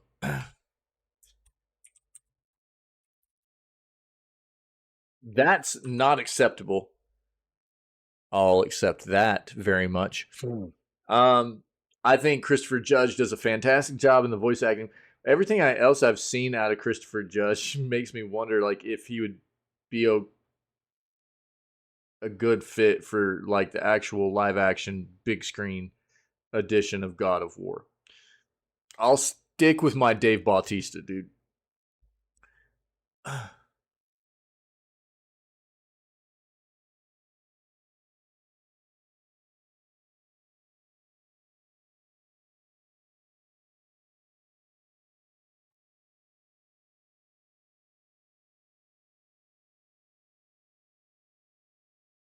We'll have to see what happens. We'll see what happens. It's a pretty long article. I'll let you read it if you want, but that's basically what it's coming down to. It looks like there's an inside leaker, maybe. This is all grain of salt stuff, though. It's trending right now on Twitter, but it's not. Excuse me. It's not official, right? There's nothing official here. It's just like somebody that's claimed to be an insider who has knowledge that they're trying to cast The Rock as Kratos. I don't see it as much, and I agree. I don't see The Rock having the range to play this character necessarily, but yeah, yeah, I would rather see Bautista play this character. You know, I've actually said that since we knew that Kratos was going to come to the live action adaptation. You know what I mean? I was like, oh, dude, Bautista'd be, I think, a sick person to play this character. But we'll see what happens. Red Dead Redemption Remake gets a new update from Insider. Seems like Rockstar Games is very aware that fans want a new version of Red Dead Redemption. It's widely regarded as one of the best games of the Xbox 360 and PS3 era. It was incredibly impressive, and it kickstarted another major new franchise for Rockstar to build upon alongside its iconic Grand Theft Auto series. With that said, Red Dead Redemption is a classic, and its sequel builds off a lot of its very strong ideas and gives them incredible levels of depth. A lot of fans have hoped to see a Red Dead Redemption remake or remaster, possibly using the bones of its sequel as the foundation for a new and improved version of the game. Yeah, rumors of a remake and remaster have been swirling for years, but it was reported that production on one was shelved following the lackluster reception of the GTA trilogy and Rockstar's desire to focus on, obviously, Grand Theft Auto 6, right? Yo, I actually, RD2, I own it, but I haven't played it yet. But I played the crap out of Red Dead Redemption, man.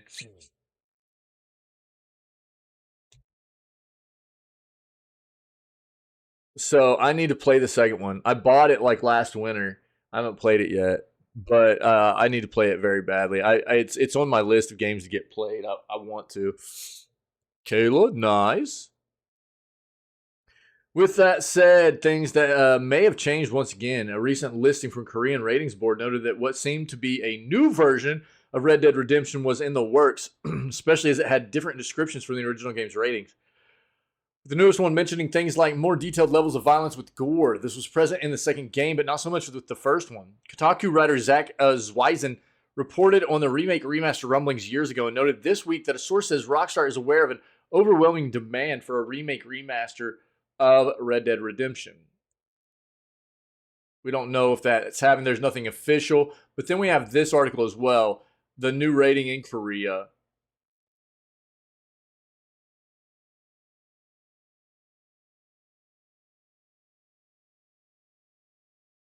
Envy in the number suggesting the rating is for a console game. Here's the actual rating number right here.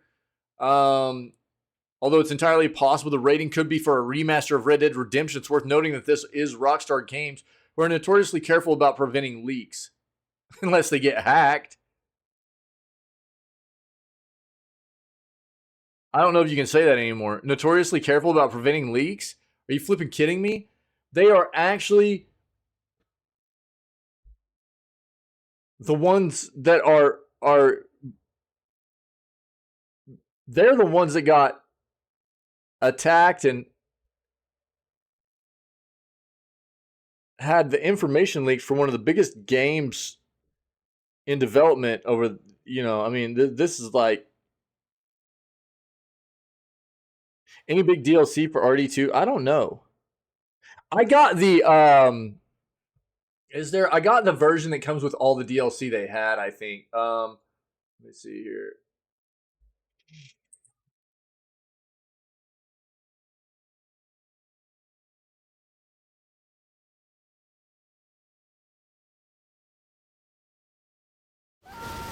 Yeah, I think I got the Ultimate Edition last year. It was on sale, man. It was on sale, and is there actual? It doesn't look like it.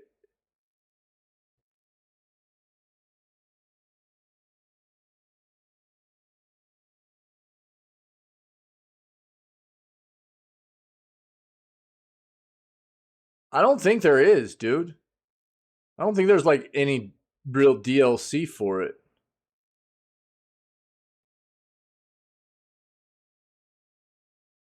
The Ultimate Edition just comes with like this stuff. Ultimate Edition delivers all of the story mode content from the special edition, plus additional content for online, including both outfits for your online character, rank bonuses, Black Chestnut Thoroughbred, and free access to the survival camp theme. I think that's it. I don't think there's any actual DLC, Doug. Yeah. I don't think so.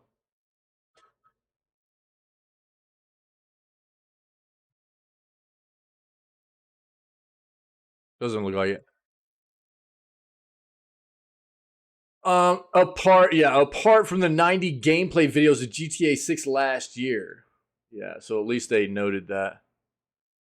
Oh yeah, for sure. Well, and I mean, dude, you can play the crap out of that game too, right? So even if you wanted to just keep going after that 50 hours, because I mean, what's time to beat on Red Dead?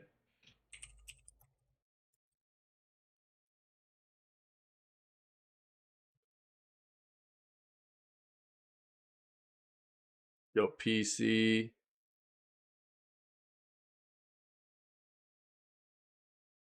Fastest 21 hours. Main plus side content would be like 86, 87. Main story 50. 100%. You're talking like close to 200 hours. Yeah. So I would probably be somewhere around 100 to 130 hours probably playing this game. I would just say for myself, you know. And dude, I got this game for like 25 bucks. 25 bucks I think during last winter sale. Something like that. Maybe even lower, maybe like 20 bucks. It was on sale, and then Epic had a 25% off coupon too. So yeah. So that's what I did. I grabbed it on Epic. Epic had their winter sale. It was already on sale for really cheap, and then I got a 25% off coupon on Epic as well. And so I popped that coupon onto that purchase also. So I got another 25% off on it. So I just grabbed it because I was like, dude, I got to play this game sometime soon. Red Dead Redemption first launched on the PS3 and Xbox 360 on May 18th. Yeah, of 2010. We already know all that.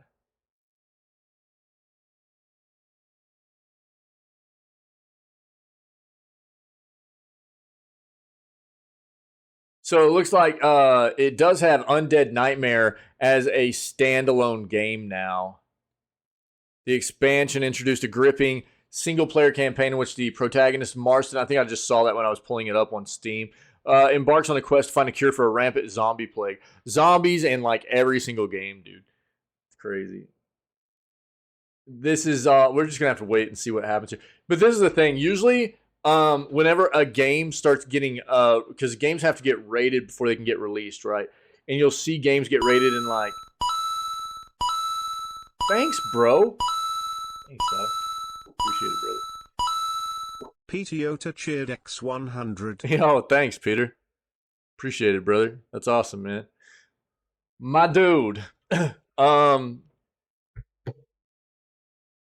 Usually games will get rated in places like Korea and Brazil and stuff like that before they get rated anywhere else. So that's usually how we find out they're coming to us, you know?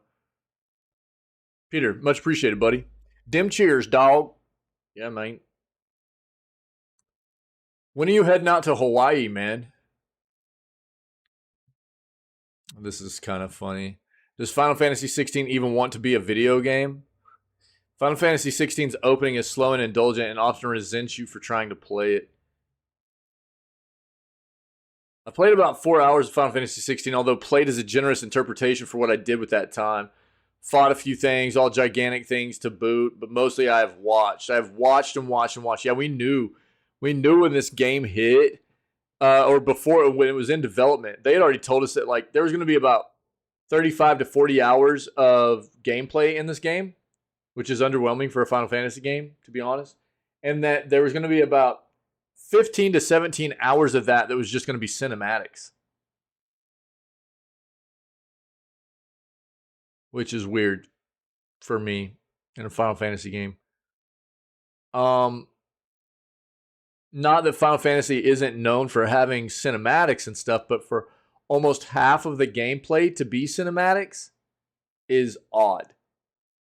I love narrative games usually, but Final Fantasy 16 is not a narrative game simply because it is loaded with exposition. There's been a lot of discussion about whether Final Fantasy 16 wants to be an RPG or an action game. It's an action game is what it is. Oh, okay. Word. All right, cool, man. Nice, nice. Or a combination of both, but at times it feels like it barely wants to be a video game at all. The opening exchanges are full of meaty cutscenes that are all gristle. If there's a subtle subtext to these scenes that will reveal itself in time, the gristle will taste like sour grapes to me. I think the food metaphors are coming from the highly obvious banquet scenes, but I can't imagine they will. Each piece of dialogue is drawn out and delivered in overly jovial fashion, trying to pull us into a non-existent joke. It's all surface level, with any twists exceedingly obvious. It wants us to sit back and be amazed, but it fails to amaze us. Final Fantasy 16 is open about being inspired by Game of Thrones, seems to possess a glib understanding of George R.R. Martin's work. Game of Thrones was about power imbalance, societal inequality, and the dangers of unchecked cruelty and ambition. Chaos, after all, is a ladder. Final Fantasy 16, at least in the first 4 hours, has only blood and dinner parties. Game of Thrones deliberately usurped and confirmed the expectations of women, the unknown power of the underclass, the mystique of rule, and the power of words. FF16 has barely any women, barely any underclass, no real examination of its rulers, and the less said about the words, the better. It is as much inspired by Game of Thrones as those old memes of Ned Stark are. Eventually, it leans on a crutch of gameplay, but does so reluctantly. Playing as Joshua feels forced. Then the icon battle in the sky is too long and too cinematic. Much like the Star Wars bike chase earlier this year, the stakes dissolve into nothing when it's so clearly a scripted event that resents the player pushing buttons. Tutorial combat with Clive against the goblins is the most we get let off the leash, and that fight stops every other swing to teach you the rules. I know it gets better. I've heard everybody say it. Maybe across the next 4 or 14 or 40 hours, something will click and I will get it. It still doesn't feel like an excuse for what Final Fantasy 16 makes us sit through. This is not a masterful work of complex genius where all the pieces slowly line up into something magnificent later on. It's a drawn-out exercise in self-indulgence that we shouldn't have to sit through. I'm sure the gameplay ahead of me is sprawling and epic. I know Final Fantasy 16 reviewed strongly and is seen as a key evolution for the series. But if this is to be the blueprint, it needs to get over itself. A slow burn is fine. Some games either deliberately to build up atmosphere as a result of feeling its way through a new structure to take a while to get going. In some cases, this slow start makes it easier to absorb the world and benefits the whole experience. Final Fantasy 16 is not a slow burn, it's just slow. It is arrogant enough to believe the title on the box, will keep you engaged as it forces you to sit back on the sofa and watch a school play interpretation of an HBO show. Unfortunately, it's probably correct. I think the other thing is just, dude, this is not. I don't understand how anybody that's a true traditional like Final Fantasy fan can really be psyched about this. Everything I know is a lot of people have enjoyed it. A lot of critics have said that it's pretty well developed and everything, but it's not Final Fantasy. They took the RPG out of this game, and if you take RPG out of Final Fantasy, it's not Final Fantasy. It's something entirely different. Basically, from everything I understand, what they did is they made a highly cinematic game that plays much more like something like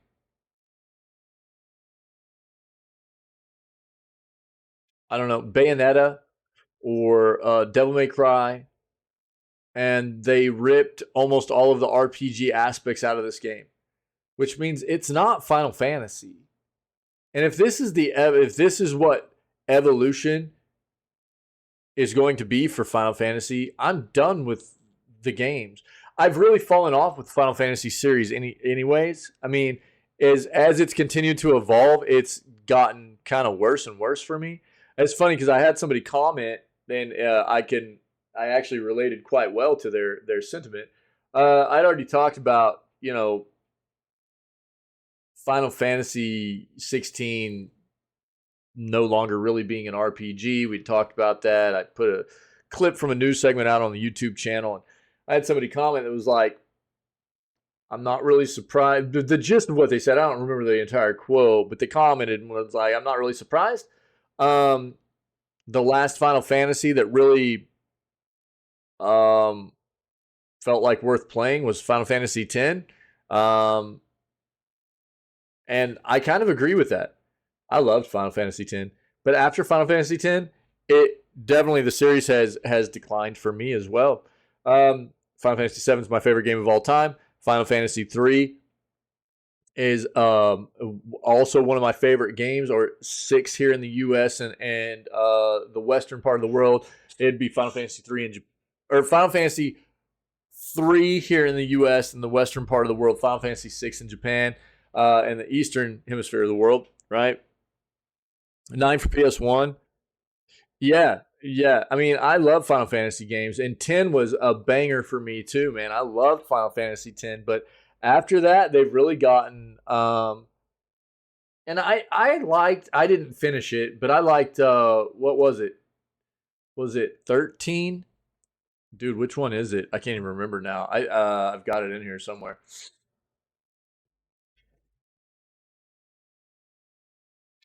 15. Excuse me. 15. So I thought this one was okay. It wasn't great. It was all right. I didn't finish it either. I need to finish this game, but it still at least had quite a bit of RPG elements in it and everything like that. So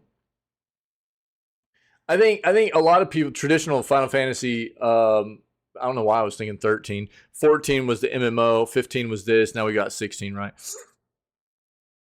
Oh, 10, yeah, 10 was a major jump, dude. 10 was PlayStation 3, major jump. You had Blitzball, dude. Blitzball was a banger. That was it was beautiful. Yeah. The graphics were very, very good, and it was beautiful. It had the summons, dude. A lot of great summons in it, and it was just gorgeous, dude. The entire game was fantastic. I loved Final Fantasy X. I still own it, and I don't know. This one was all right. This one was cool enough. This is where I think they really started pulling away from that whole. I mean, this is all basically still action. This is where they really pulled away from any kind of turn-based stuff for the most part. Went action, and now they're. I mean, it's all action now. But I think this still had a good amount of RPG elements to it, whereas they've really, really moved away now. And I had seen this one. I wasn't really all that stoked about it, but I picked it up and played a little bit of it. What I get, like 46 hours in it? I didn't even finish it. I still need to pick it back up and play it. I was in a time in my life when I started trying to play this where I was just having to like pick it up and put it down and pick it up and put it down, and I finally just lost where I was at and what I was doing, and I need to try to get back into it. Maybe play it again or something. I don't know. But everything I'm finding out about the new game is Final Fantasy 16 is that they really just pulled themselves all the way away from what Final Fantasy ever was as an RPG, and that just kind of feels bad to me. I was fine with Final Fantasy 15. It wasn't Final Fantasy of old, but I expect some evolution of Final Fantasy as we move on in gaming evolution and stuff. But at the core, I think that if you move away from the RPG side of Final Fantasy, then it's not Final Fantasy anymore. Tried online. I have not. I know people love it. That's one of those like very, very rare survival stories. So Final Fantasy, the MMORPG, right? which is 14, correct? Final Fantasy 14. That game was terrible. It was a nightmare on release. And they basically brought in some new people to head that production up and that development. They tore the game down and they built it back up, and it has turned into one of the best success stories of MMOs ever, which is really crazy. It's hard to do that. And I didn't ever play the online. I haven't played it. But it's intriguing. It's interesting. I wouldn't mind trying it potentially, but man, it's so hard for me to want to dive into MMOs because they take so much time, And I guess if we had enough community that was interested in it and wanted to play, then I'd be interested in diving in there and playing with people, you know? Oh, really? Yeah. Well, funny enough, WoW was my first ever real MMO, and I played WoW through base game, first two expansions, and then I gave up on that. I didn't have time to play it anymore, like I needed to or wanted to. So I gave up on WoW, and then get banned for having detail add-ons on Final Fantasy. Really interesting. Um, then I switched over. The next real MMO, I tried a few over the years, but I really didn't like anything. I didn't dive into them too much because I just didn't find anything that I liked all that much. And then we played Lost Ark, man. We played Lost Ark here in the community, and I loved Lost Ark. I thought it was great, and I knew about Lost Ark for years before it came to the West. And then finally, Amazon brought it over, right? Published it here in the West, and it was great. Early 2021, right? No, early 2022. It was February of last year. February of last year, I think they published it. Big time sucker. Yeah, MMOs usually are, man. They usually are. That's the thing for me is like, if I'm gonna play something like that, it's gonna have to be like our weekend game or something. That's basically what Lost Ark was. Lost Ark was like we played it for like 2 weeks straight, and just to get in the game, go real hard for the first 2 weeks, and then it became our weekend game. So it was like we played it hard, and then we would play another game through the weekdays, and then the weekends would hit, and we would play weekend Lost Ark as an MMO with just like community members and stuff, and it was a lot of fun. So if I'm interested in playing as long as there are community members that want to play and everything too. That would be fine with me to try it out, see what everybody thinks. But we would just have to talk about it as a community. Tried New World, didn't enjoy much after level 20, felt repetitive. Yeah, New World had a lot of issues too moving on. That's what I kind of watched New World. Funny enough, New World and Lost Ark were supposed to come out around the same time, which I thought was hilarious because there was no way New World was going to do better than Lost Ark. There was no way. Lost Ark had too much hype. Lost Ark was too renowned already around the world. New World was supposed to come out like half a month or a month before Lost Ark, which is Amazon's developed and published game. New World is.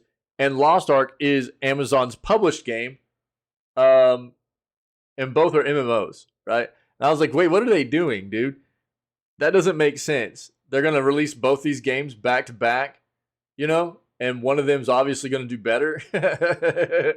But Amazon, that was a big endeavor for them for their first game to really be reaching into the MMO space. A lot of things have to go right for an MMO. First of all, it has to be intriguing enough, and I think it was, to bring people in. It has to be deep enough, engaging enough, and intriguing enough to bring the player base in, and I think it was. But I think where they lost people was they had a lot of issues. Now, obviously, with any kind of live service game, you've got to continue to push out new content for people, right? Which is where Lost Ark did a really good job. They always do that.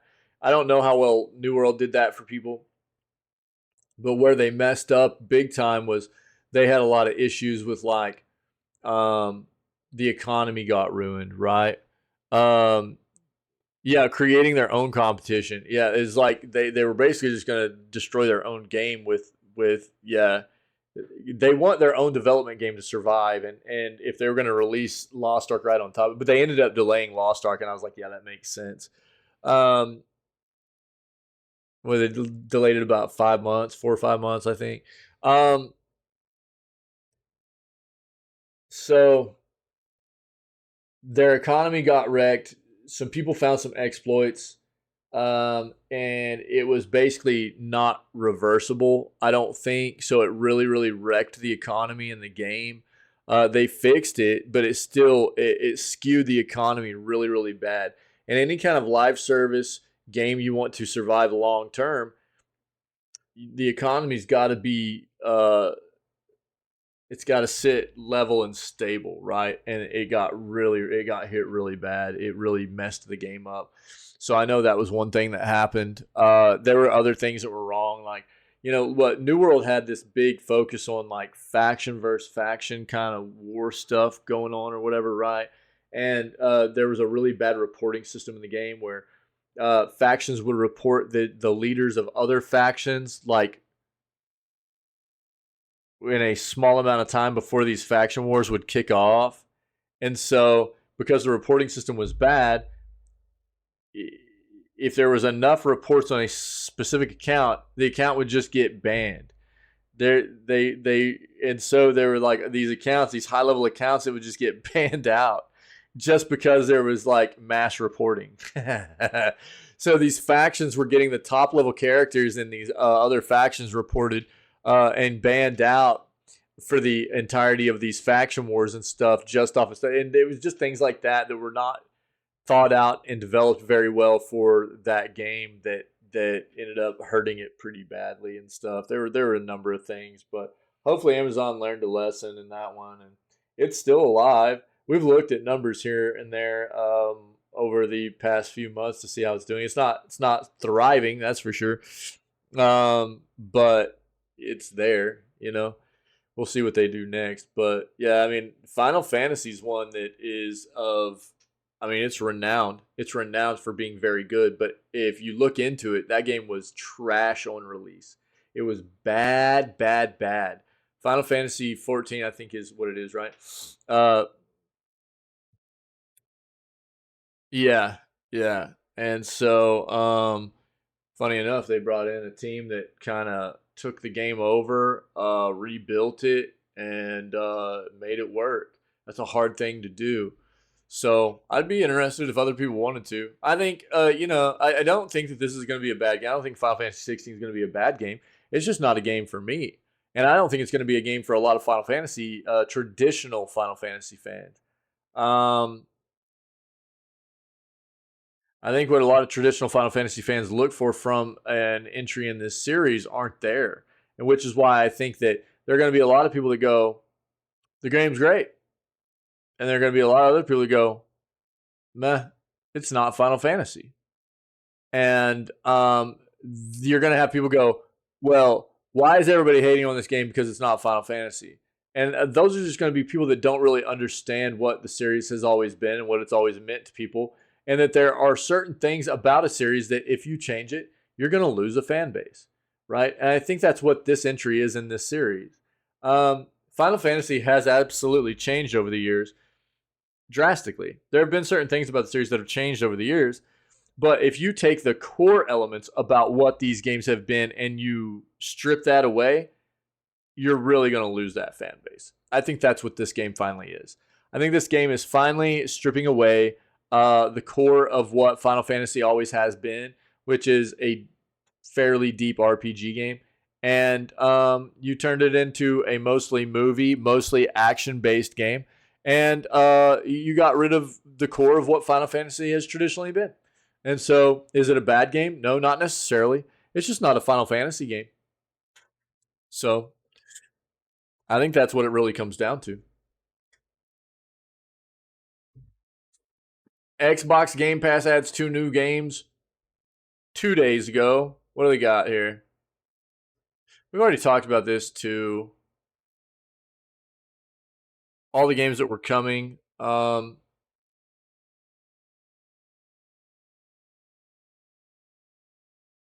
Final June games to hit the Xbox Game Pass server all bring something a little different. Bramble the Mountain King horror adventure game. We might play this this Scaretober, actually. Players must wade through dark Nordic fairy tales to rescue their sister from a troll. From a wick, I think, actually is what that's supposed to say. The premise is pretty straightforward, but delivery is top-notch.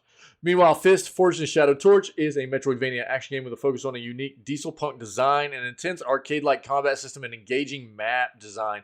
All these games... Dice fall. I was wondering if anybody would catch that. While these games may not be for everyone, they just show the sheer versatility of Xbox Game Pass. So, end of June games, Bramble the Mountain King, Fist, Forged in Shadow, and Story of Seasons, Friends of Mineral Town, all right? Those should all be in Game Pass now, if you need this. Sony accidentally reveals confidential Call of Duty player and revenue data. Poorly redacted documents shine a light on the importance of Call of Duty to PlayStation. Somebody's going to get fired for poor redaction of these documents here. Somebody's getting fired. Where's that intern at? Somebody fire that intern. Oh, you just picked up Stardew? Nice, dude. Yeah, I'm gonna have to start playing it at some point. We'll have to figure out when to get it in.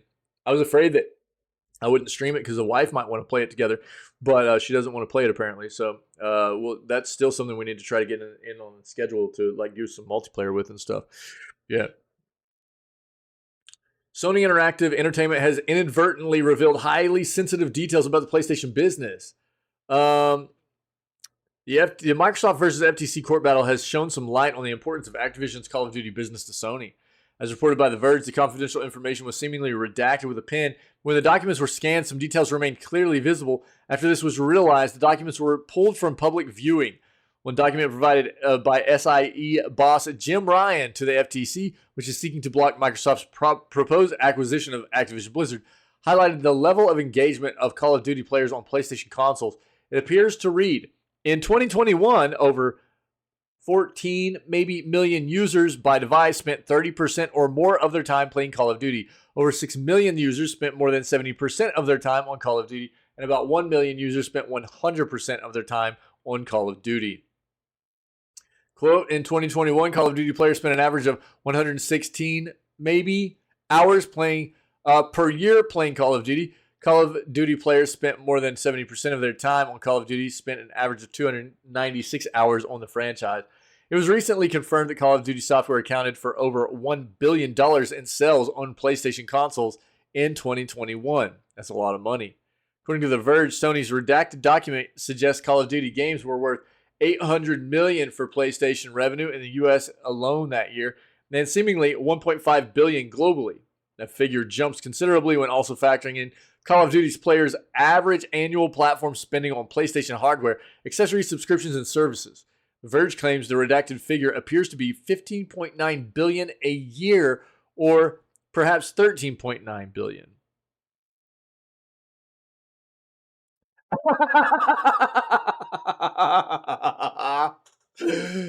Miss Bad, I got you. I got you.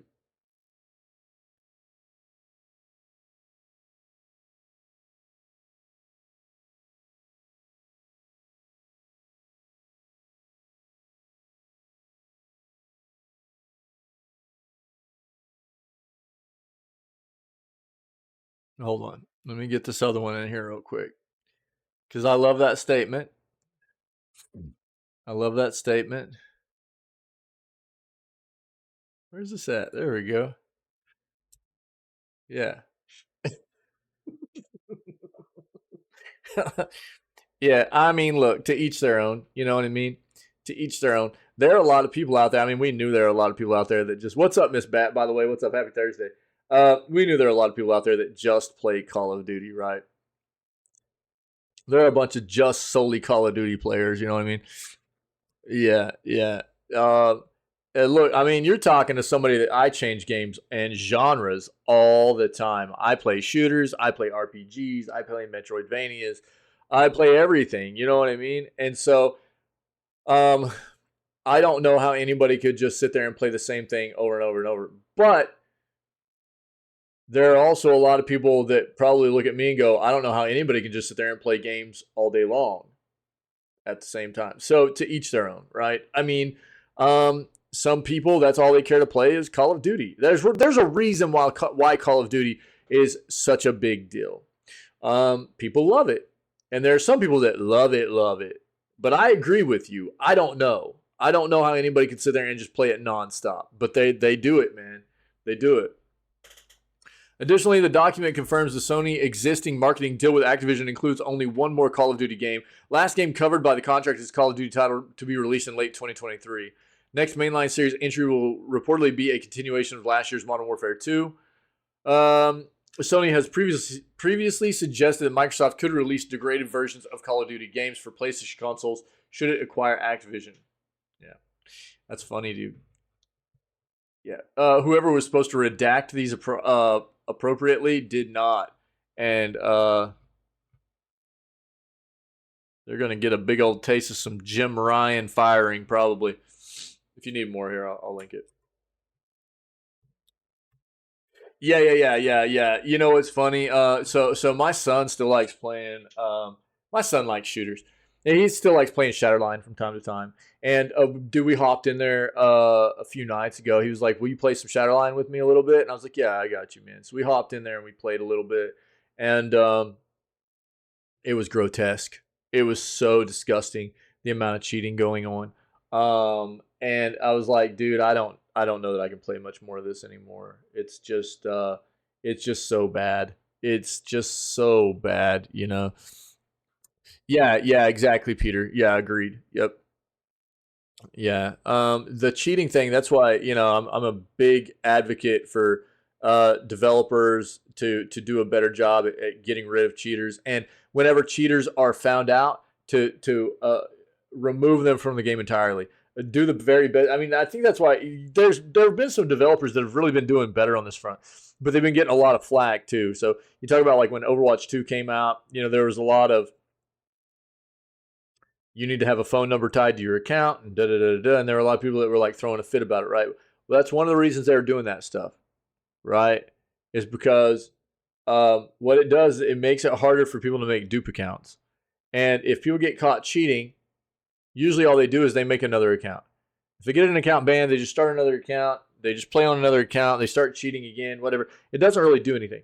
So the developers are trying to find ways in where they can eliminate the ability for cheaters to make dupe accounts too. Because if you can't make a dupe account and the only account you can have, you get banned for cheating and you're done, you're eliminated from the community, right? Which is the way it should be. Cheaters flipping suck. They degrade the overall integrity and the fun of the game as a whole, and it sucks, dude. So, break's over. All right, Miss Bat. Yo, it's good to see you.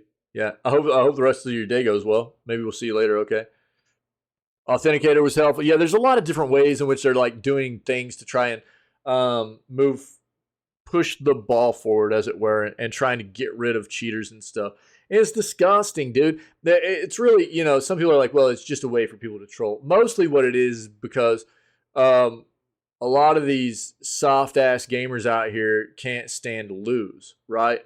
They can't stand to lose. So what they do is they cheat instead. They cheat, they hack, because they can't stand to lose.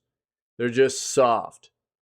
They don't want to take the time to try to play a game and the legit way and get good, as it were. So they cheat because they can't handle it, right?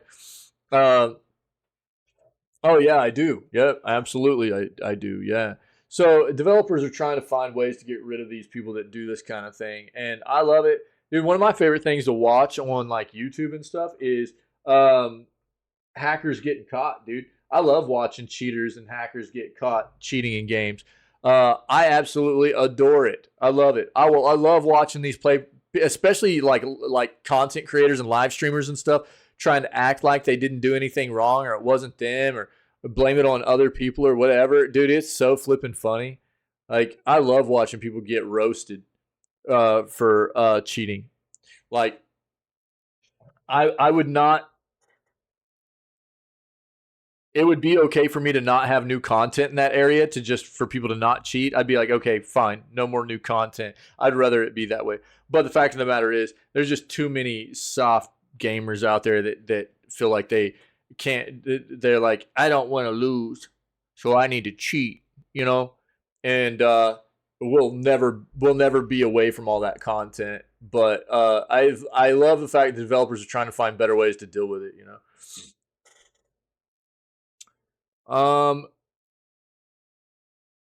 Hackers getting hacked would be funny too. Dude, there's plenty of stuff out there on that also. Not just like game hackers, but just hackers in general, and like scammers. Have you ever seen like scammers getting like backwards hacked and stuff? Oh, I love those. I love those. They're so good. Or scammers getting backwards scammed and stuff. You know. What's the dude's name here on Twitch? God, dude, I can't remember his name right now.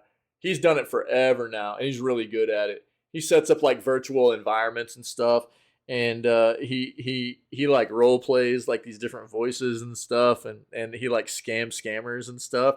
And he does a good job. He like teaches people what to look out for and everything. It's flipping hilarious. God, I can't think of his name right now. I probably got him followed. It's a riot, dude, watching that stuff. Oh, what's his name, dude? It's Kit Boga. Kit Boga, that's his name. Kit Boga. He's a riot, dude. He's a riot. Yeah, he's really popular on Twitch. But he literally, that's all he does, dude. He just streams. He just streams himself like basically going after like scammers and stuff. Oh yeah, I see a lot of that stuff too, Peter. Yeah, yeah, yeah. Oh, I love it. I love it. Yeah, yeah. Just idiots, dude. Idiots. And dude, it takes their whole team down too. It's like you're such a like what a selfish thing to do.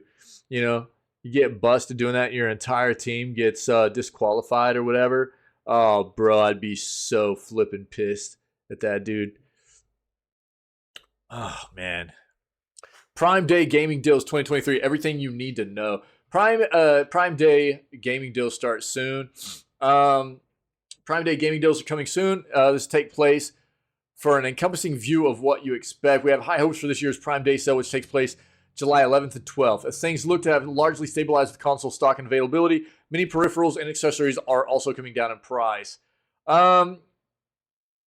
Should see some of the lowest prices on hardware to date, but also compelling rates on software as the systems are approaching 3 years on the market availability. Yep. November will be 3 years for Xbox Series X and S and PS5, right? Huge expectations for PS5 deals, Xbox deals, and Switch deals.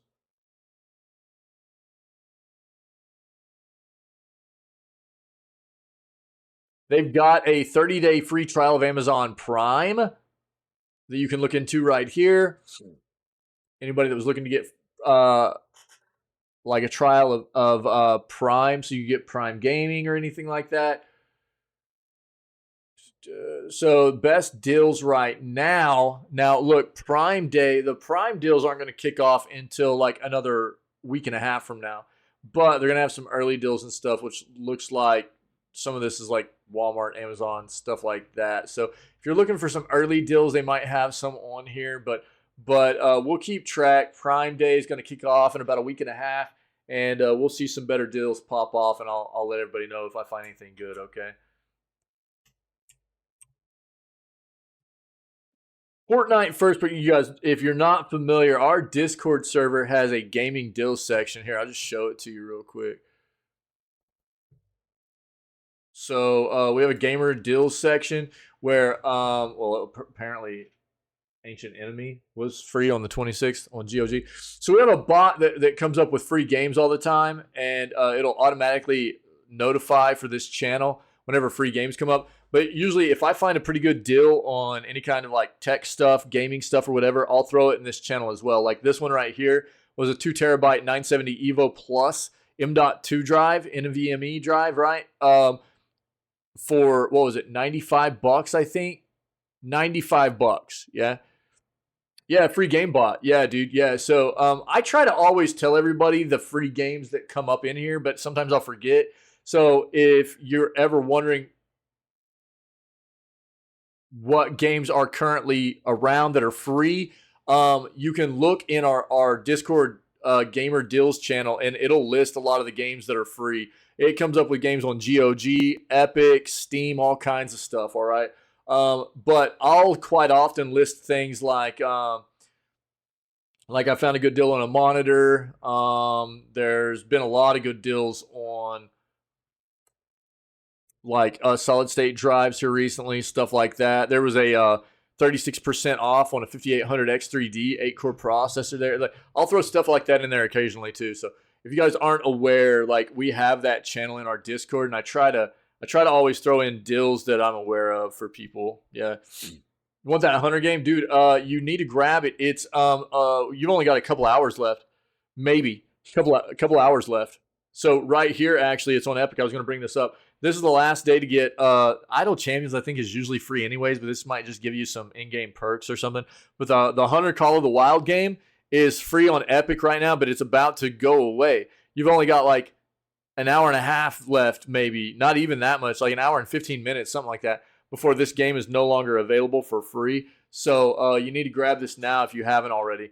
Even if you don't PC game right now, you can just go to Epic's website, create an account, grab your free games every week, man. That way, if you start doing PC gaming in the future, you'll have a library built up, right? But you've only got about an hour and 15 minutes left to grab Hunter Call of the Wild before the Dungeon of Naholbeck Amulet of Chaos becomes the next free game, okay? So get your free stuff. Yo, one second.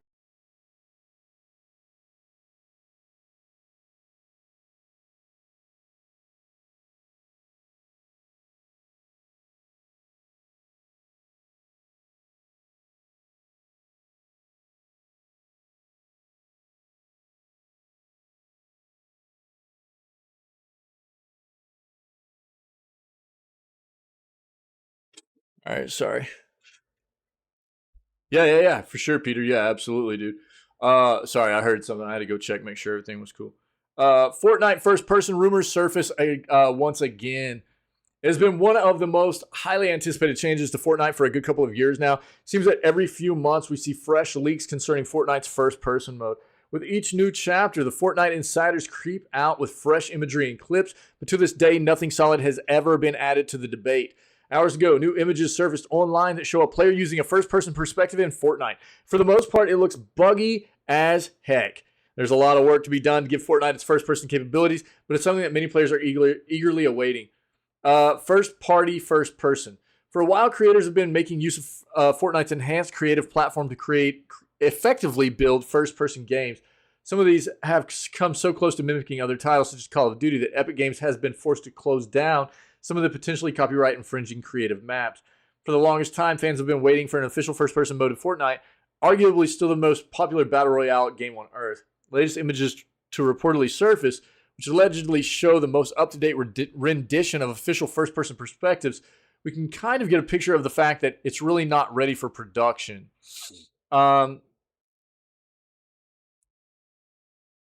Plenty on the horizon for the game, including Fortnite ranked play, but will an official first-person perspective-driven mode service in the near future. Here's the thing.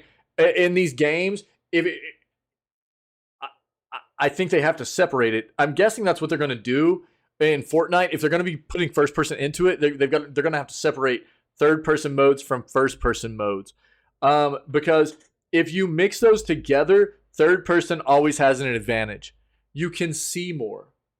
If you're looking from behind your character, you can see way more than you can in first-person mode. Take, for instance, if you were like standing behind this hill, you can move your camera in third-person mode and look around the sides of the hill and stuff. Whereas if you're in first-person, you can't do that. You're just looking straight at the side, just like straight at the hill in front of you, right? So you're at a huge advantage if you're playing in third-person mode against people in first-person mode. Which is why it needs to, in my opinion, be separated, especially in ranked modes where you would only have people playing first person against first person and only have people playing third person against third person. But we'll see what happens. Fort Solis is coming to PS5 and PC on August 22nd. In an all-new trailer for Fort Solis, Troy Baker breaks the news that the game is being released on PS5 and PC on August 22nd. He reveals how ambitious this game is and once again references the all-star cast backing up his brand new cinematic horror game set on Mars. Fort Solis, which was revealed only recently, will see the likes of Troy Baker, The Last of Us, Roger Clark, Red Dead Redemption 2, and Julia Brown, World of Fire, take to the studio to deliver a phenomenal project. It's a one-shot production that, like God of War's 2018's God of War, plays out in one unbroken sequence with a story moving seamlessly from pillar to post. Fans of tight, action-packed thrillers will enjoy Fort Solis over and over again. It's reportedly an immersive title that will have gamers on the edge of their seats, certainly being marketed well, but how will the final product play out? Let's see what this is. Greetings. My name is Troy Baker, and yeah, for sure, dude. 2 years ago, I try to promote that stuff during every news segment. Sometimes I just forget, but yeah, I try, man. Yeah, you can, I think, get just notifications from the specific channels in the Discord too. I can't remember if they do that, but I need to look into it. But you might be able to set up to get notifications specifically from just that channel. I'll have to look into it. I'm not super versed on Discord. And also, I would have to hit up Tabo or look into it myself. He knew exactly the kind of experience he wanted to make. And it was a kind of experience and a kind of game that really spoke to me. And that way, anything that new comes in there, you'll get like a notification from the Discord channel or whatever. Know that I could tell you that you will be able to play this on PC and PS5. This upcoming games emailed. Upcoming games from. Number one, great cast. Roger Clark, Julia Brown. I did okay myself. From what specifically? You talking about like off the Discord stuff? Oh, from Epic? No. Going to be running in Unreal 5, so the fidelity I knew was going to be incredible. I don't like a lot of spam email stuff, man. So I don't usually deal with that. What I do is I just keep track. You know. Play one time, but once you get done, you're gonna want to go back and play it a second and a third time. And you can do that starting August 22nd, really low. PS5 and PC. We'll see you in Fort Solis. Sorry, it seemed low.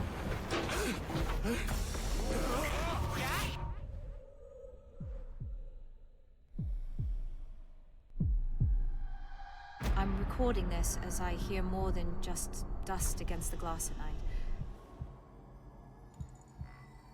The storms have arrived. No one trusts anyone anymore. The door, it's been sabotaged. What do you mean? Jack? What happened? What was that? This site isn't safe!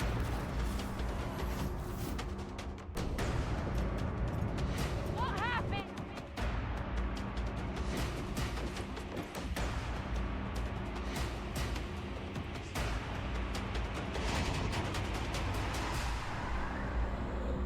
Interesting. Yeah, the whole upcoming games thing. The whole upcoming games thing, they'll probably just email you anytime. It's not just their free game stuff. They'll probably email you anytime any new games hitting their platform if you like sign up for that kind of stuff. So you probably just start getting like spammed constantly by Epic with like new games coming out and stuff like that, you know. So that's like, I usually like opt out of those kinds of emails on platforms because it just gets overwhelming. Just to where all I do is like end up deleting them all the time anyways, you know. I just keep track of Epic all the time. You know, and that's one of the reasons that like I like having the bot in the Discord, because it reminds me and everybody else that's part of the Discord, you can just go in and take a look at all the main games that are free out there for all of us, you know what I mean? Yeah, that looked like it could be good. Fort Solis, let's say August 22nd. Let's see here. Pull our schedule up real quick.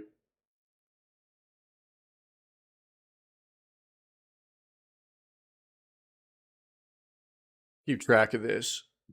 Let's put this below our Scaretober stuff.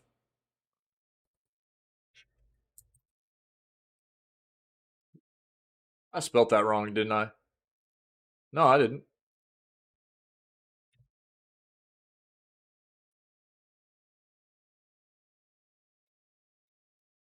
We'll put that there. We'll keep track, okay? And we'll see if that might be something we want to play during Scaretober, potentially. Maybe. See what happens. If you guys want to watch that again or anything, I'll link it for you. Star Wars Eclipse targeting 2026 release date. That's probably 3 years from now. Insider gaming sources have revealed that Star Wars Eclipse, developed by Quantic Dream, is targeting a tentative 2026 release date. Could be delayed further, so 3 to 4 years probably, okay? News comes from the same source that revealed Chinese tech giant NetEase would be acquiring Quantic Dream 6 months before it was officially announced. Sources once again restated Quantic Dream's struggle of hiring staff following allegations of workplace issues, including sexual harassment, crunch, and toxic work culture. Sounds a lot like Blizzard, does it not? In fact, one whistleblower who brought these allegations to light is still in legal battles with Quantic Dream, which is expected to finalize later this year. Understood that due to the scope of Star Wars Eclipse and alleged issues with hiring staff, the game could be delayed further from its 2026 target. Because of such date targets, Star Wars Eclipse is likely the most far-out Star Wars game that has been announced. So far, there are 6 announced Star Wars games in development that are yet to release. Star Wars Eclipse is described as a new action-adventure, multiple-character branching narrative game set in the High Republic era of the iconic Star Wars galaxy, now early in development. Every Star Wars game in development right now: Star Wars Outlaws by Ubi, Amy Hennig's game by Skydance, Untitled FPS Respawn, Star Wars Eclipse, Quantic, Knights of the Old Republic remake, Saber. This was Aspire until all the Aspire basically got ripped out from underneath it. A bunch of people got fired. Now it's Saber. This is all underneath Embracer right here. This is going to have to be good or people are going to be pissed off about a Knights of the Old Republic remake being bad. Star Wars Hunters, Zynga, and Untitled Strategy Game by Respawn. You see, Respawn has 2 under them right now.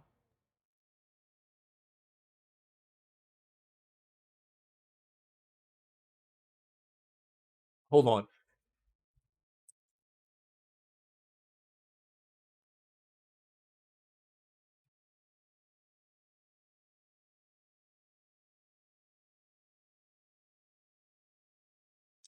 Yeah.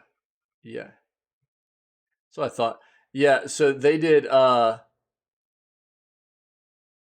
latest Jedi Outcast, right?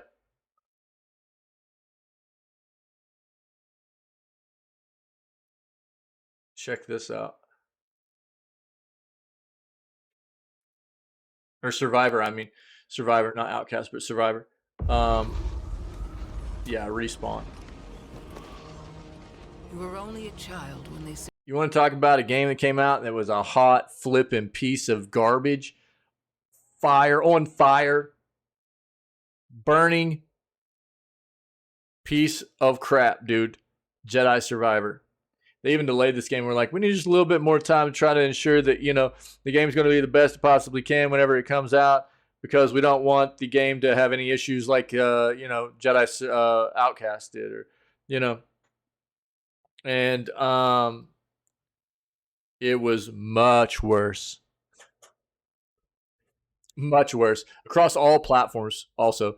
PC, Xbox, PlayStation, all platforms. This game was broken, dude. And now, check this out. Respawn has 2 other games in the Star Wars universe they're working on. Highly recommend staying away from these games on release. Or even don't pre-order, don't buy these on release. Wait till they release. Respawn, and look, Respawn's done some decent stuff, but after that last one, I would stay away from these whenever they end up coming out. PlayStation Plus premium tiers are losing 10 games this July. Among the games leaving the service are Stray, Borderlands Handsome Collection, and all 3 BioShock games. Dude, that's a lot of bangers right there. Stray, fantastic. Borderlands has some absolute bangers in there too. Borderlands 1 and 2 were fantastic, man. I haven't played 3 yet. The pre-sequel was underwhelming for me.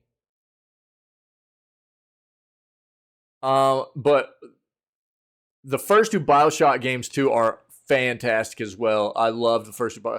The Infinite was okay. It wasn't the first two in my opinion, but a lot of people love Infinite as well. PlayStation Plus's premium tier structure has now been around a full year. Services, libraries, shut your mouth. Look, shut your mouth. Continue to expand. Some games will be removed from the service over time. 10 games are set to expire from the PlayStation Plus Extra and Premium tiers this July, including day one PlayStation Plus title Stray. Yo, Psycho, what's up, dog? Oh, dude, me too, Peter. Borderlands 1 was awesome. I loved Borderlands 2 as well. Pre-sequel, I couldn't even finish. It was just boring to me. I just wasn't feeling it. But we might play Borderlands 3, actually. Play some co-op Borderlands 3 or something. I don't know. It's got Borderlands 3 has Twitch integration in it, so that could be fun for us. And apparently, Tiny Tina's Wonderland's a lot of fun also. So there's that, I guess. Home from work, last day off for a bit. Oh, so today's your day off? Like you're starting your last day off for a little while?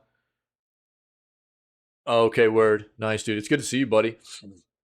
While only 10 games are leaving the service's top 2 tiers this month, the list includes some pretty major games. Borderlands, BioShock, Marvel's Avengers. Really? That's a hot piece of crap, too. Here's the full list. By the way, this game is going to be quit being supported as of September this year. So, not that I think very many people are playing it anyways. Thanks, buddy. Yeah, man. So, everything that is being removed, BioShock Remastered, BioShock 2 Remastered, Infinite Remastered, Borderlands The Handsome Collection, Flustercluck, Marvel's Avengers, Who Cares? Get rid of it, Raiden 5 Director's Cut, Rogue Stormers, Saints Row, Gat Out of Hell, and Stray. That's a big one, dude. Stray's a banger, too. That's a really good game. Stray is a notable departure as one of the few games that was added to the PS Plus lineup on release, where Sony's general plan for the service is to pad out its libraries with older first-party titles. According to the expiry dates listed on the PS Plus guide, all the games leaving in July will be available until July 18th. Got just under 3 weeks to get these games played if you guys have any interest in them, okay? 3 PlayStation Plus games for July were leaked early and have now been confirmed by Sony, leading with Alan Wake Remastered. Makes sense since we've got Alan Wake 2 on the way. And Call of Duty Black Ops Cold War. The rest of the PS Plus lineup for the month will be announced soon. All right. Was I thumb-faced? Did it work? I didn't even see it, dude. Did it work? Was I reading that whole article as a thumb? Feels good. I want to make sure it worked. If it didn't work, I need to give you your tokens back. It probably did. Yeah, Essential July Games lineup leaked. We already, yep. Endling Extinction is Forever. Oh, okay, good. Good, Psycho. Nice. Well played on making me look like a thumb the entire time I read that article. Yeah, we just read all this, so we don't need to cover that again. Last article I have for the day, then we're going to move on and play some Grounded for the rest of the day, guys. Our favorite extraction. So if anybody has anything else to add to the news for today, let me know in chat, and I'll address it before we move out of here and start working on playing Grounded for the rest of the day, okay? Favorite extraction shooter just got an update that adds its greatest enemy yet. Rain. Hunt Showdown's Tide of Shadows event is live until late August. Yo, our buddy Tinwin swears by this game. He loves this game. He's been prompting me to dive in here and try this for a while. Water teems with darkness. A death and corruption so foul, some say it has eaten the sun. Drowned the sky. Strangled the soil. We must find what caused it. We must remember those it swallowed. Strike down the filth it lured.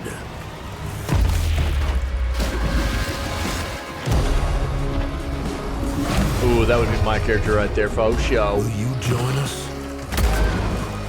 Will you forge new pacts? Betray old friends? You fight for the Bayou soul. Join the deadliest hunt event yet. Tide of Shadows. Tide of Shadows. Woohoo, gnarly. Look at that. Holy crap. Let's see. Hunt Showdown's latest event, Tide of Shadows, marks the first time in 2 years that a new boss has entered the bayou. The Rot Jaw, a snarling alligator that defies the physiology of any known aquatic reptile, according to Crytek's in-lore patch notes, and stalks knee-deep bogs, waiting for its next meal. Rot Jaw is Hunt's first outdoor boss, and she apparently only appears in nighttime conditions or in rain. That's right, Hunt now has rain, and it's arguably a bigger threat than some slimy swamp lizard. For one, you can't escape the rain. It's pouring from minute 1 of the match and never lets up. The constant and somewhat relaxing patterning has an instantly noticeable effect on Hunt's stealth and combat dynamics, which typically rely on keen ears to pick up audio cues. Footsteps are louder with everyone trudging through mud, which can be helpful but also makes sprinting riskier. Rain's biggest effects aren't felt until partway through the match, when the storm graduates from steady showers to torrential downpour. Vision becomes a problem as fog and globular drops disrupt sightlines. Water drains off rooftops by the gallons, which doesn't affect gameplay but just looks really nice. During heavy rain, sound essentially becomes a non-factor. The only thing you're likely to hear over Mother Nature's awesome wrath is gunshots. Stealth takes on different meaning when you can't get away with stuff that's usually a death sentence. In the few matches I played today, hunters used the cover of the storm to rush into fights. At one point in the thick of rain, I walked up to a dead teammate and started a noisy revive. An enemy walked into frame a few meters away, and I was sure he heard me, but he had his back turned, none the wiser. The rain conditions joined the growing list of fun hunt map modifiers, which I wish Crytek would keep in the game. Last year, they introduced wildcard map variants like a full moon nighttime that gives every map a spooky twilight feel, and the Inferno variant that sets the map on fire. These were both great, but like the rain wildcard, they were only available during 2 months events like Tide of Shadows. Really? Oh, okay. Sorry. Then occasionally brought back on random weekends. Thunderstorm ambience.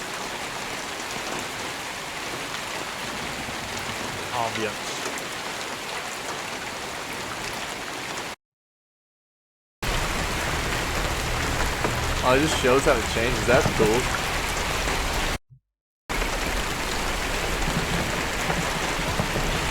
Oh, that sounds great. Yeah, I can sleep to this every single night. I'm gonna have to turn on Hunt Showdown Thunder Shower and go to sleep to it, dude. That's fantastic. More ways to experience Hunt's limited 3-map pool seems like such a big win for the game that it'd be worth making permanent, but I also understand that having exclusive features during events makes them feel more special. Probably builds buzz that translates to more Battle Pass purchases.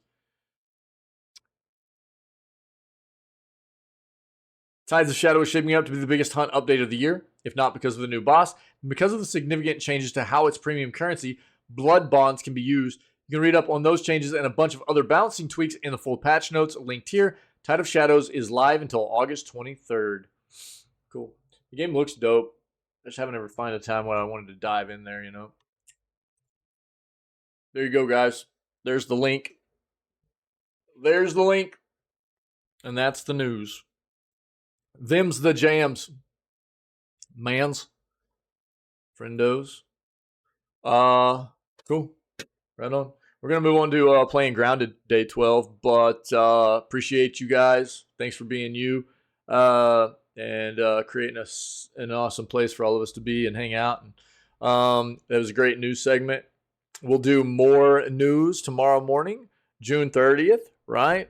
But we'll go do this this gameplay stuff now. But for anybody else that might be checking out the news segment now or even as a VOD later, we've got all previous video gaming news segments as well as clips from those news segments, gameplay playthroughs that are segmented into episodes, as well as just funny, fun, crazy clips and highlights from things that have happened here in the channel.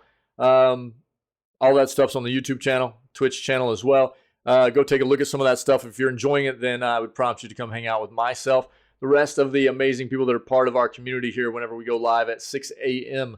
CST every single day besides Wednesdays right now. We always start off with video gaming news to stay current on what's going on in the industry and kind of hash out some of these big hot topics of what is happening in video games before we dive into whatever gaming content we have planned for the rest of the day, okay? Other than that, man, you guys stay healthy, stay safe, be kind, and we'll catch everybody again tomorrow for June 30th edition of Video Gaming News, all right?